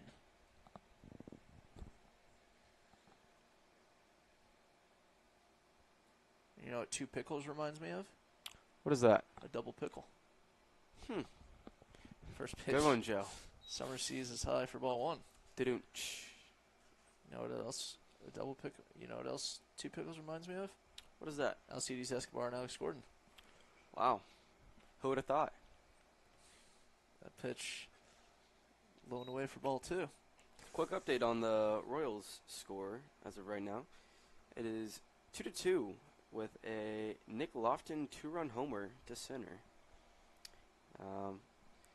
Just so happens. That pitch high and in for ball 3. Just so happens that it is 2-2, top of the second, with 2 outs. That's a lot of 2s. You know, I like seeing scoreboard uniformity, and right now we only have 2 uniform numbers on the scoreboard.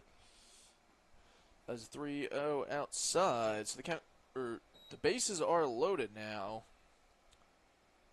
Jackson Summers works himself a 2-out walk, and in is Logan Davis. The catcher, number 13, Logan Davis. Davis 2 for 4. Has a single and a double as well as a run to his credit.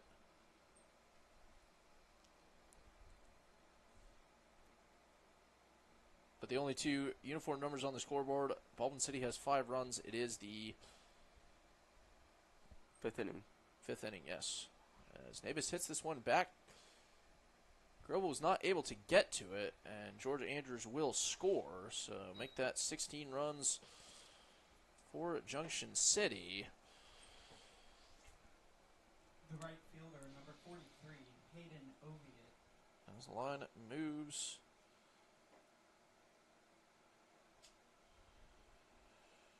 Bases remain loaded for Hayden Oviatt. Oviatt 1 for 2 with a single and a run. Has also reached base via a hit by pitch and a walk. And he will foul the first pitch he sees from Grobel Please return all foul for balls strike to one. the table on the third base side.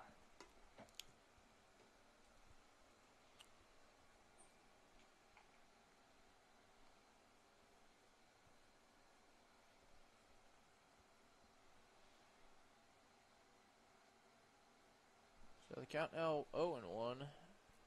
Or now it is 1-1 after that pitch high for ball 1.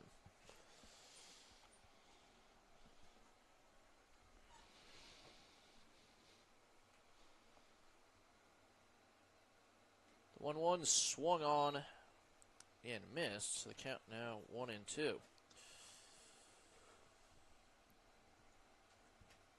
One thing I will say is Grobel has definitely kept it around the strike zone.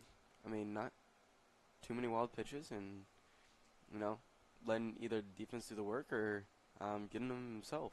That is true. He does have 1 strikeout as that pitch alone in the dirt for ball 2.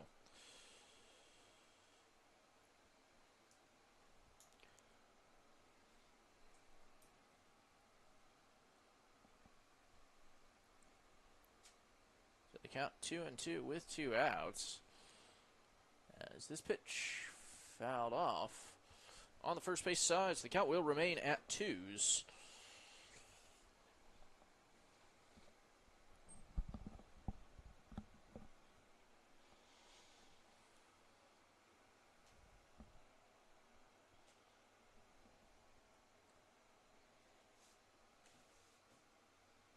Two low in the dirt, and the count moves full to Oviatt.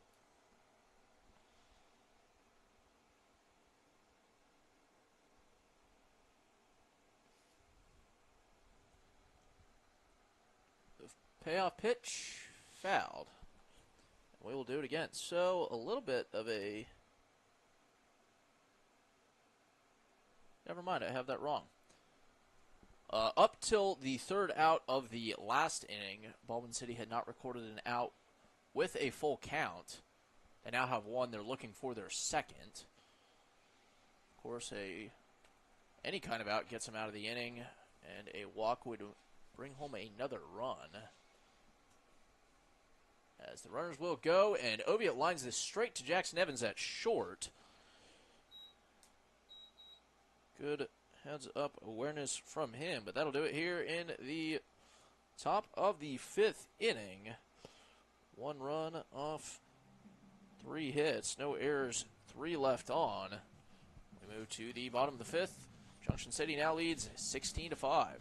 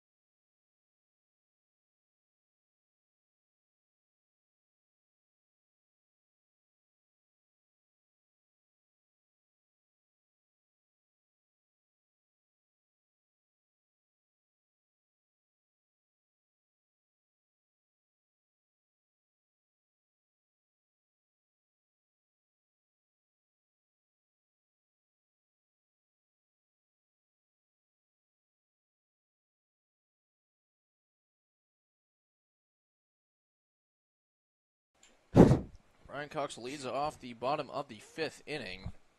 He swung and missed on the first pitch, make that number 2. So he sees 0-2. This is a new pitcher for Junction City. It is Ian Luce. He comes from center field. As the next pitch, low and in the dirt for ball 1. And Cale Ortner replaces Luce in center field. So Junction City no longer with a designated hitter spot. Is that pitch high for ball 2? So should whoever comes in, they will remain the pitcher will hit from here on out. Is that pitch low for ball 3 and the count moves full.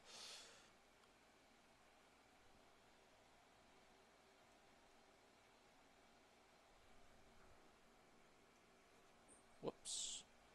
And that pitch in there for called strike 3. So Ian Luce with a strikeout to open up his evening as The first baseman, number 13, Austin Arocha. it's actually not an uncommon theme. So I'm counting at least the 3rd pitcher to retire their first batter as this pitch up and in and nearly hits Austin Give him a little Arocha. chin music there. As with Prizer and actually Quinn Grobel both started out the first batter they faced.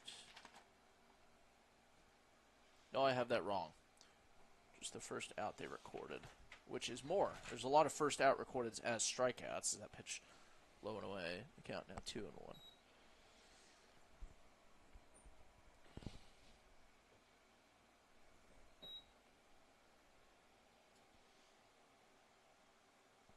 Count now 3-1.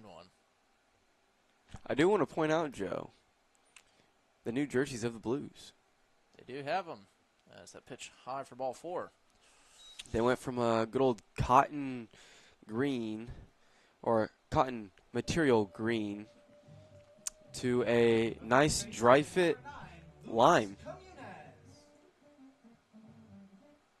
Yeah, You know? I would say yeah, you're right. It is a light. I would say the old one was still a lime. But it was more of a but neon. I think this say. is more of a I feel like lime.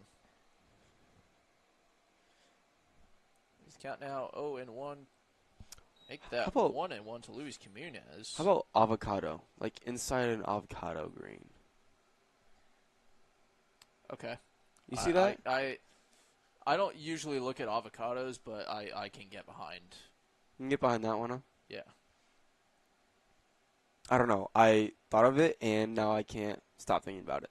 Comunez 1 for 2, reached via an error and a hit. Has 2 runs to his credit. CC's the next pitch low for ball 2. They look good, though. They look good. They do. Colors are important. Very. As nice breaking ball by Luce in the zone at 4 strike 2.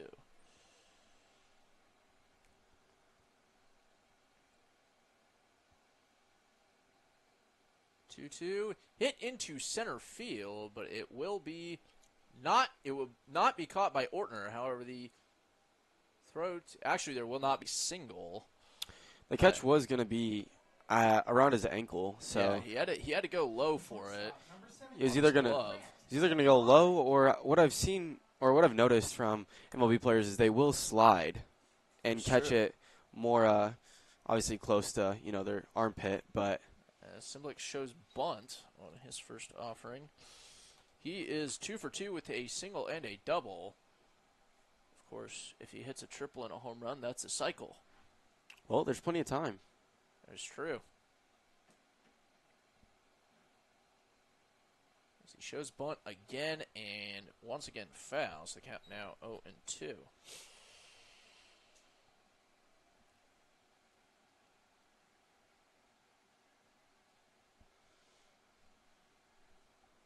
Do you have any more fun facts? That pitch fouled off. Well, I do see a lot of count. green out in the right field. Hit over. And on the right field line, get a triple. I was thinking more trivia as Simblick Well, swings and misses on that one. I think that is still an astute observation, though. yes. I mean, Simblick does have quite some speed, and he could definitely get around. Same with Hudson Ivy. I mean, Yeah, he's definitely got speed around the bases as well. So he does. He steps in with 2 outs and runners on first and second. And the first pitch to him is about eye level, so they count 1-0.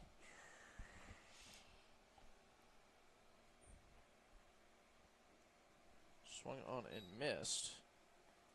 So count now 1-1. Did you know that ducks have teeth? do they? Been told. So that pitch swung on and missed. Count now 1-2. The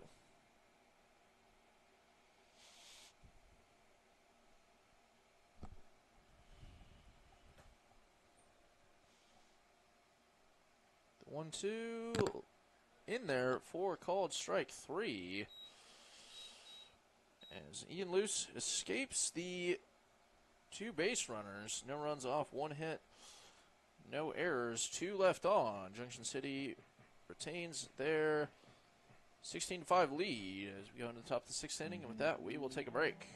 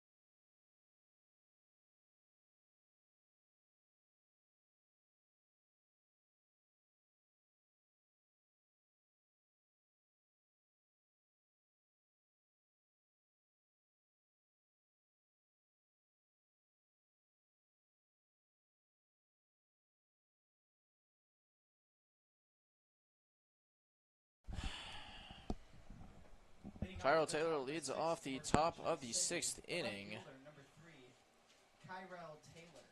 Tyrell Taylor, well, a new pitcher for Baldwin City, that is Maverick Rockers. Rockers, a native of Lewisburg, Kansas. Do you know what county Lewisburg is in?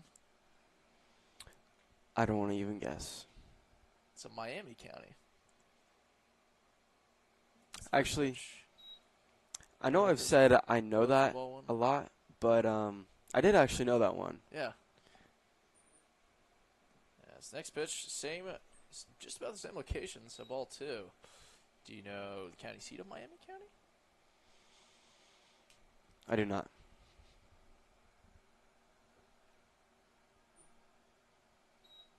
County seat for Miami County is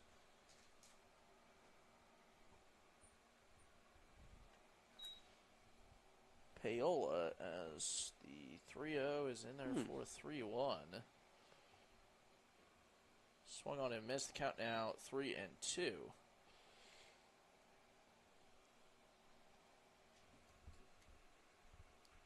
count. Payoff pitch is over the head of Grant Simlick. It's short. As Kyrell Taylor works himself a leadoff single.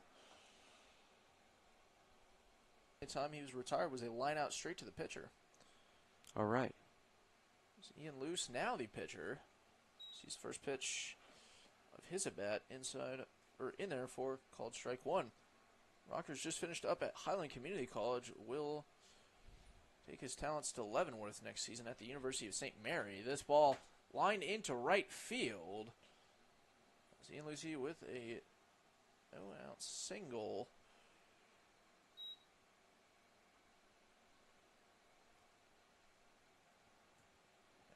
As Junction City has 2 on with nobody out. The second baseman, number 8. You know, Joe, Nuno. before I die, I do indeed want to see a triple play in real life. I've not seen one. Just foul.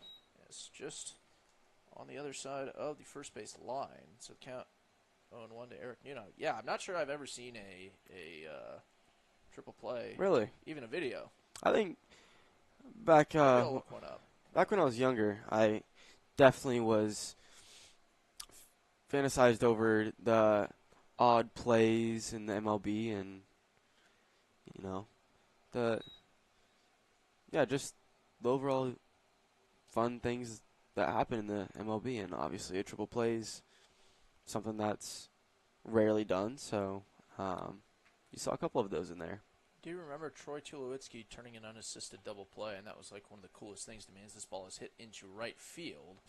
Ryan Cox giving chase, and he made the grab as both Luce and Taylor back to their respective bases safely. Luce was nearly about to round second on that one. That is true. Until Cox caught the That was ball. pretty difficult catch to make for Cox. But Luce was able to obviously sprint back and get back to first. As Caleb Ortner steps in, he sees first pitch to him. We're called strike one. Ortner is 0 for 1. Came in for Giovanni Toledo and struck out looking in his only at bat last inning. And the first 2 pitches he sees are both strikes, so the count 0-2.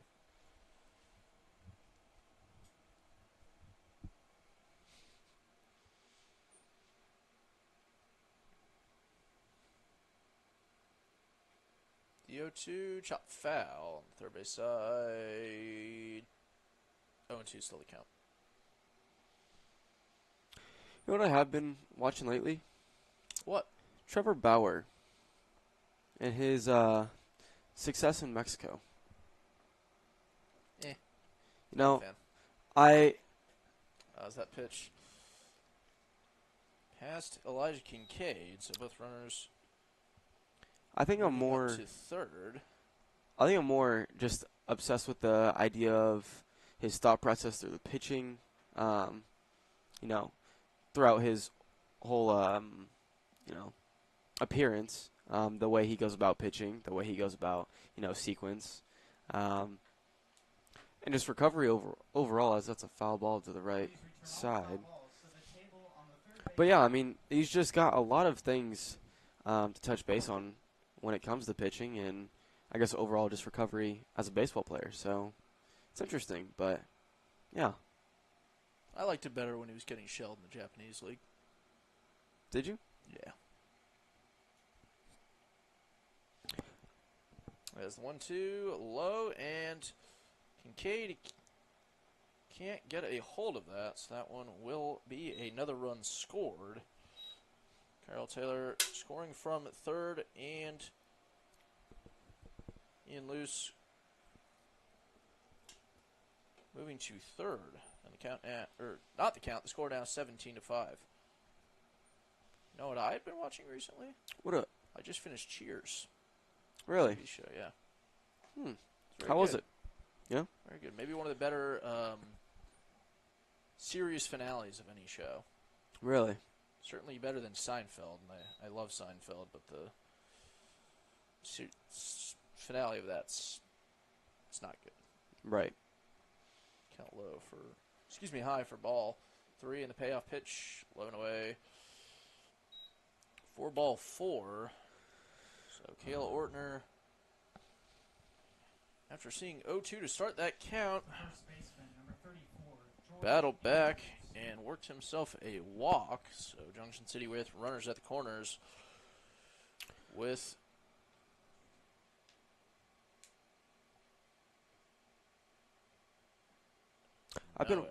one out.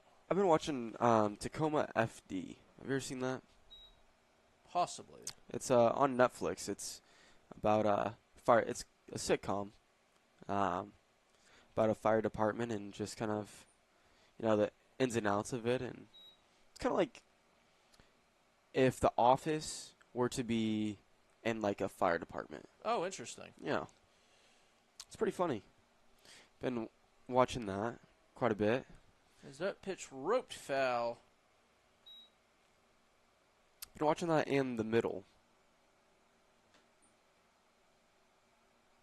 Oh, The Middle? It's one of my favorite shows. I love the middle. I'm on, I think, season 3 right now. Are you watching it for the first time? I've watched episodes previously. This pitch hit up into the air. It is Luis Jimenez calling everybody off, and he makes the grab. In fair territory. In fair territory. So 2 outs are away. Yeah, I've seen episodes before, but I never actually fully watched it through, and so I thought now would be a good time to start watching all the way through.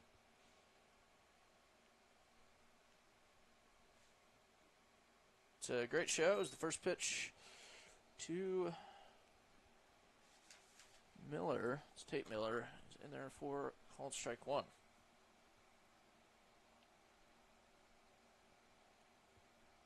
So this pitch up into the air, and it will be Rockers making his own grab, and he does. That'll do it here in the top of the 6th inning. 1 run off 2 hits, no errors. Two left on. Move to the top of the 6th. Junction City now leads 17-5.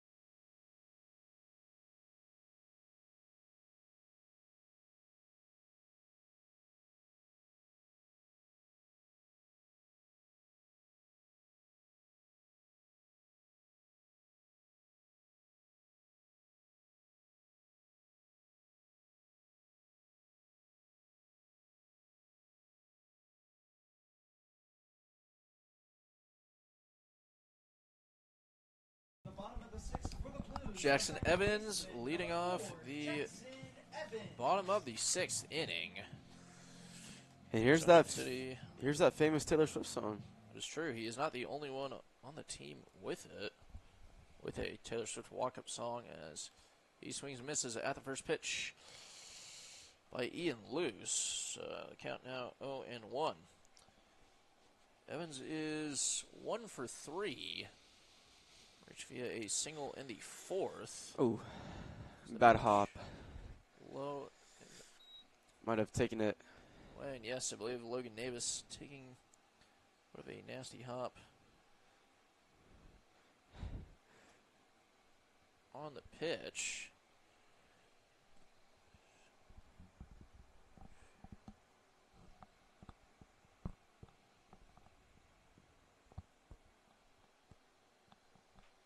As this ball hit to Summers at short, the throw over to first is both not in time and offline. So Evans running down to second, and It's going to roll about halfway down too.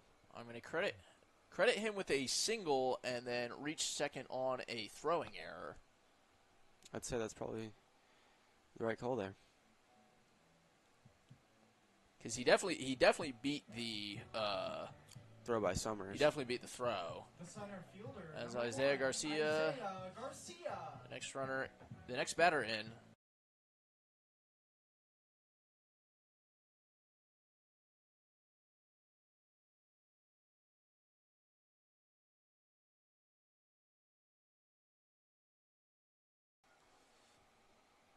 As Isaiah Garcia sees the first pitch to him in there for strike one.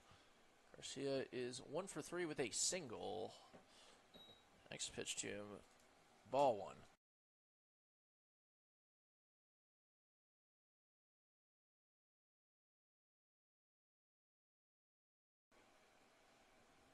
This pitch to Garcia high, 4-2. You know, Joe, as this game has gone along, it's been 2.5 hours. That kind of reminds me of, that's in there for strike 2, making the count 2-2. It reminds me of the College World Series and how in Omaha there was a little delay that started, I believe it was the Florida game. Florida, Texas A&M, yes. Yeah, at around 10:30. I was in Omaha at that time. Oh, were you? Visiting my dad, yeah. And so, hanging out with my father for Father's Day weekend. It was funny looking at midnight and seeing it was only the 6th inning. Yeah. So, it's a nice little late night game to catch a glimpse of. But, yeah. That was a fun one. Is Elijah Kincaid, the next batter in. Kincaid 1 for 3. It's a single and 2 strikeouts, and he wears this one on the back. That one's going to leave a mark. And that was a quick one. And the bases are loaded now for Tyson Grammer with no outs. The designated hitter, number 21, Tyson Grammer.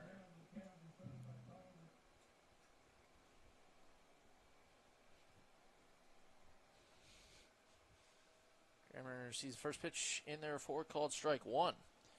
I will say, Joe, you really get to know someone about their walk-up song. That's true. I really do believe that. First 2 pitches, Grammer sees, both strikes. Grammer is 1 for 3, had a single in the first, but ground out in both times since. So he's put the ball in play 3 times. But that will not be the case this time as he swings and misses. He's set down on strikes. There's now 1 away in the bottom of the 6th. Number 32, Ryan Cox. For Ryan Cox.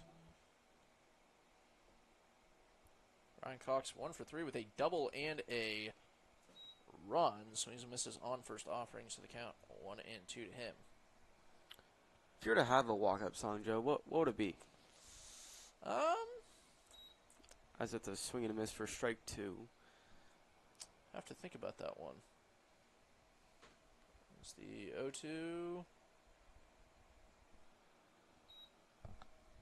In there for called Catches strike the 3. bottom of the zone for strike 3. Let's make that 2 The first baseman, number 13, strikeouts Austin for Rocha. loose.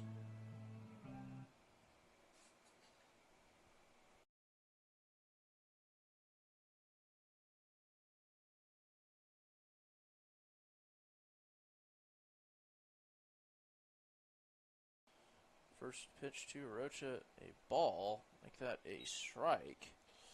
My walk-up song, probably something Grateful Dead. I All right. decided what I would want it to be as that pitch outside for ball 2. What kind of genre of music do you like listening to? I'd say everything. My favorite genre would be like jam band music, though. All right. All right. My favorite bands are Goose and Grateful Dead. The 2-2 hit to third, and all Pacheco has to do is just step on the bag. So that'll do it here at the bottom of the 6th inning. No runs off one hit, no errors, 2 left on, and that was a noble Tiger. We do have to point that out. Baldwin City loaded the bases with no outs and failed to score a run. That is a actual statistical thing. Okay, break time.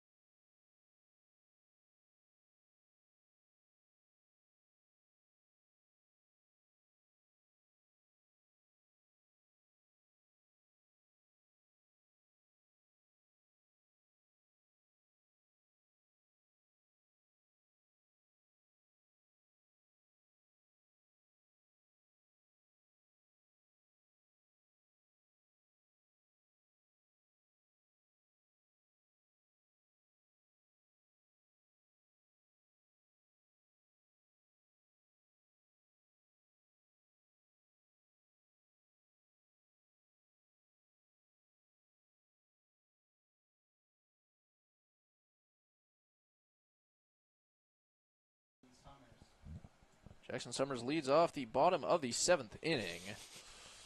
Excuse me, the top of the 7th inning. Junction City leading 17-5.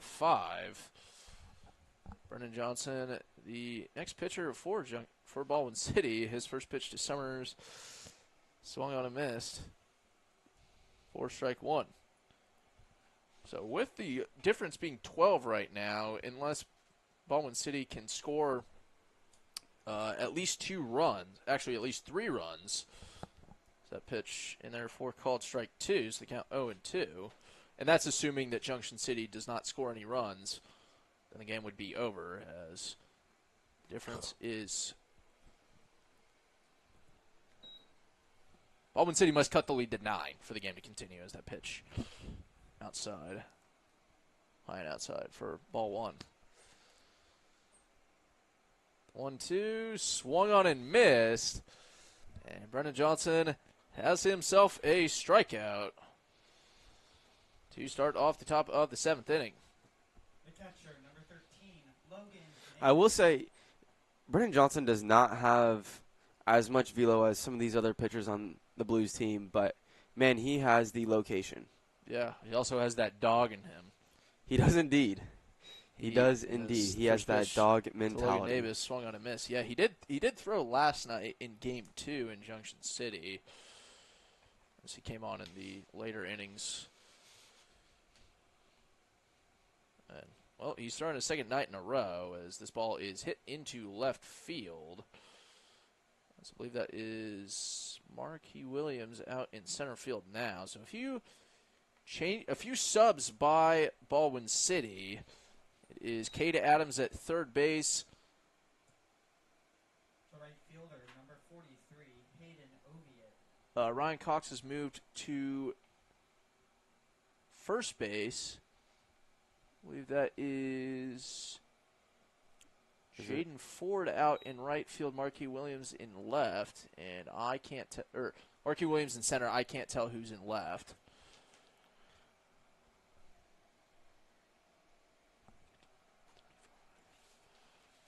That pitch And I believe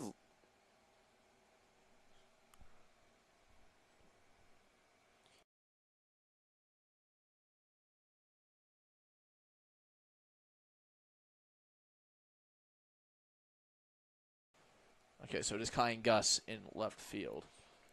and then at shortstop we do have Logan Grow. That should be the rest of our And substitutions. Kincaid is still behind the plate here. So the count is actually 2-2. And the 2-2 swung on and missed, so that make that strikeout number 2 for Brennan Johnson. There are 2 away here in the bottom of the 7th inning. Pinch hitting for the Brigade, number 35, Keegan McDonald. As Keegan McDonald steps in as a pinch hitter. McDonald, a two-way player, actually came in relief of Game 2 yesterday evening.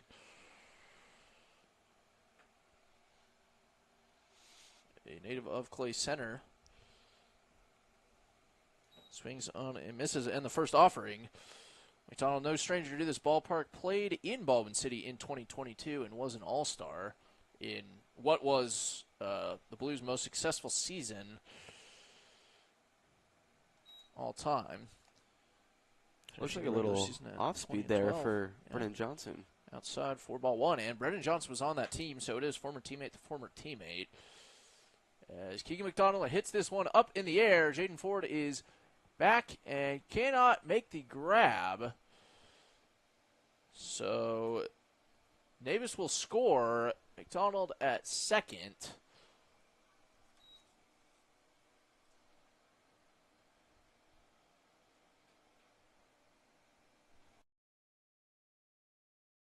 Yeah. So Ed, that is an error credited to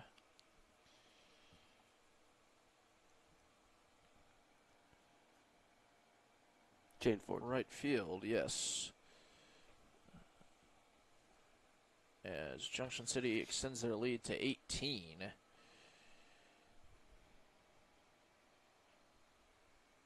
this ball is hit to Brennan Johnson at the pitcher's mound. What an outing from the kid. Speeds over to get it. So that'll do it here in the top of the 7th inning. 1 run off, 1 hit, 1 error. 1 left on. We move to the bottom of the 7th. Junction City now leads 18-5.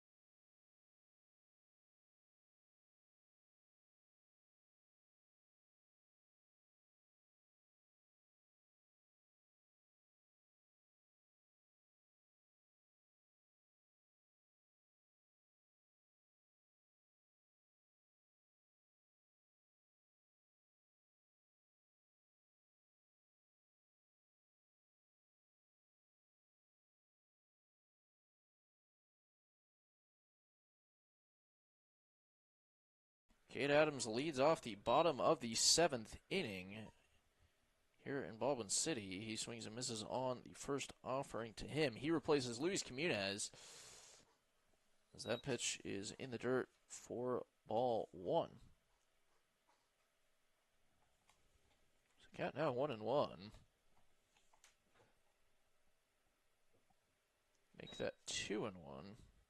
Little update for the Stanley Cup. The Oilers are leading the Panthers 4-3 with 3:52 left in the game. Well, you can think that Panthers are going to pull the goalie and at least try to tie that game up, as Kata Adams works himself a lead-off walk.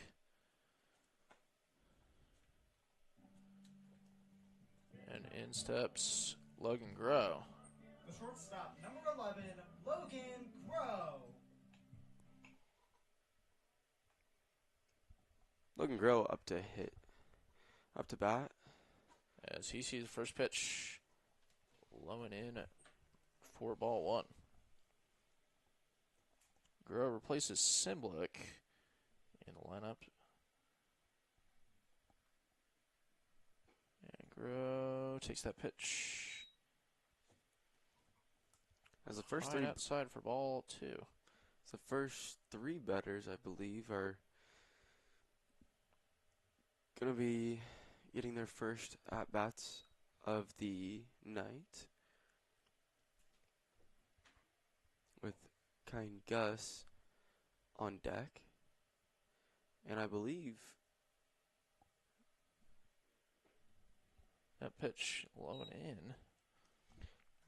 But in the strike zone, so they count now 2-2.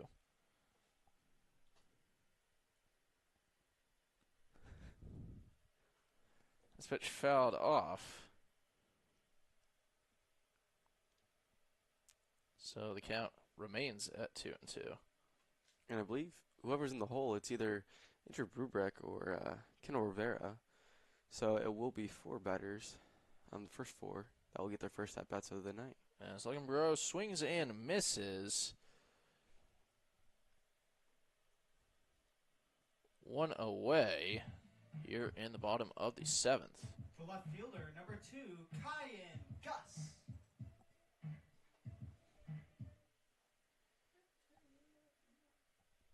For Kai and Gus. Gus replaces Hudson Ivy in the lineup. And he sees first pitch. Low and away for ball 1.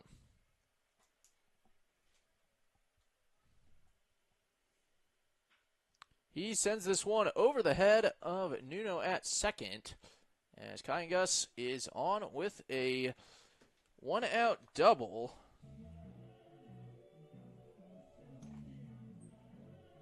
For Andrew Brubeck. Brubeck places Number 19, Andrew Brubeck. Jackson Evans in the lineup.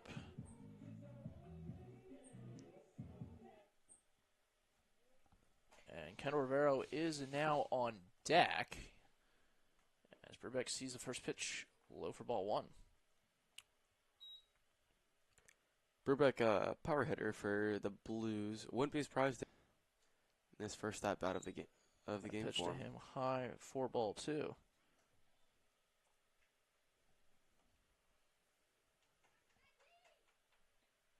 Fans are alive here at Baldwin City.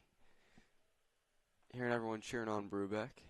So they definitely are, as that pitch is in there for called strike 1. So the count moves to 3-1.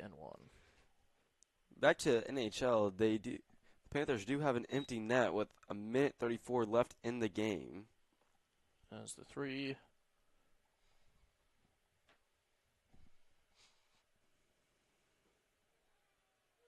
Make that strike 3, called strike 3 looking. So now 2 away. It started as a 3-2. The center fielder, 0, Marquis Williams. As Marquis Williams, excuse me, it is not Rivero, it is Marquis Williams taking the place of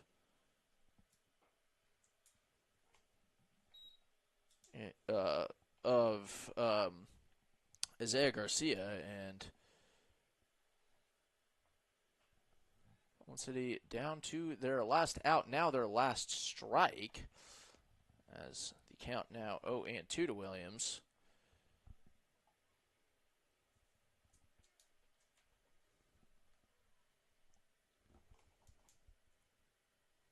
The 0-2 hit up in the air and fouled.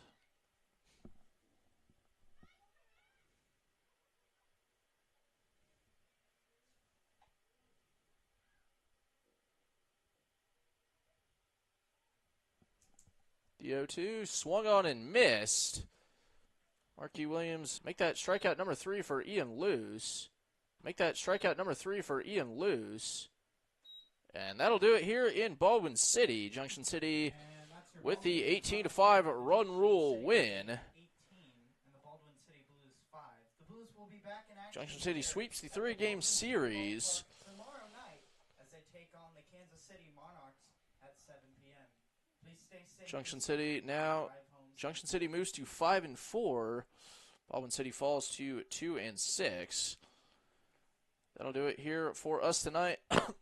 Junction City off until next week, at least in league play. Their next game is on the 26th against the Kansas City Monarchs. Baldwin City will play the Kansas City Monarchs here in Baldwin City tomorrow, weather permitting. I have seen some storms throughout tomorrow, so it is possible that one will get called.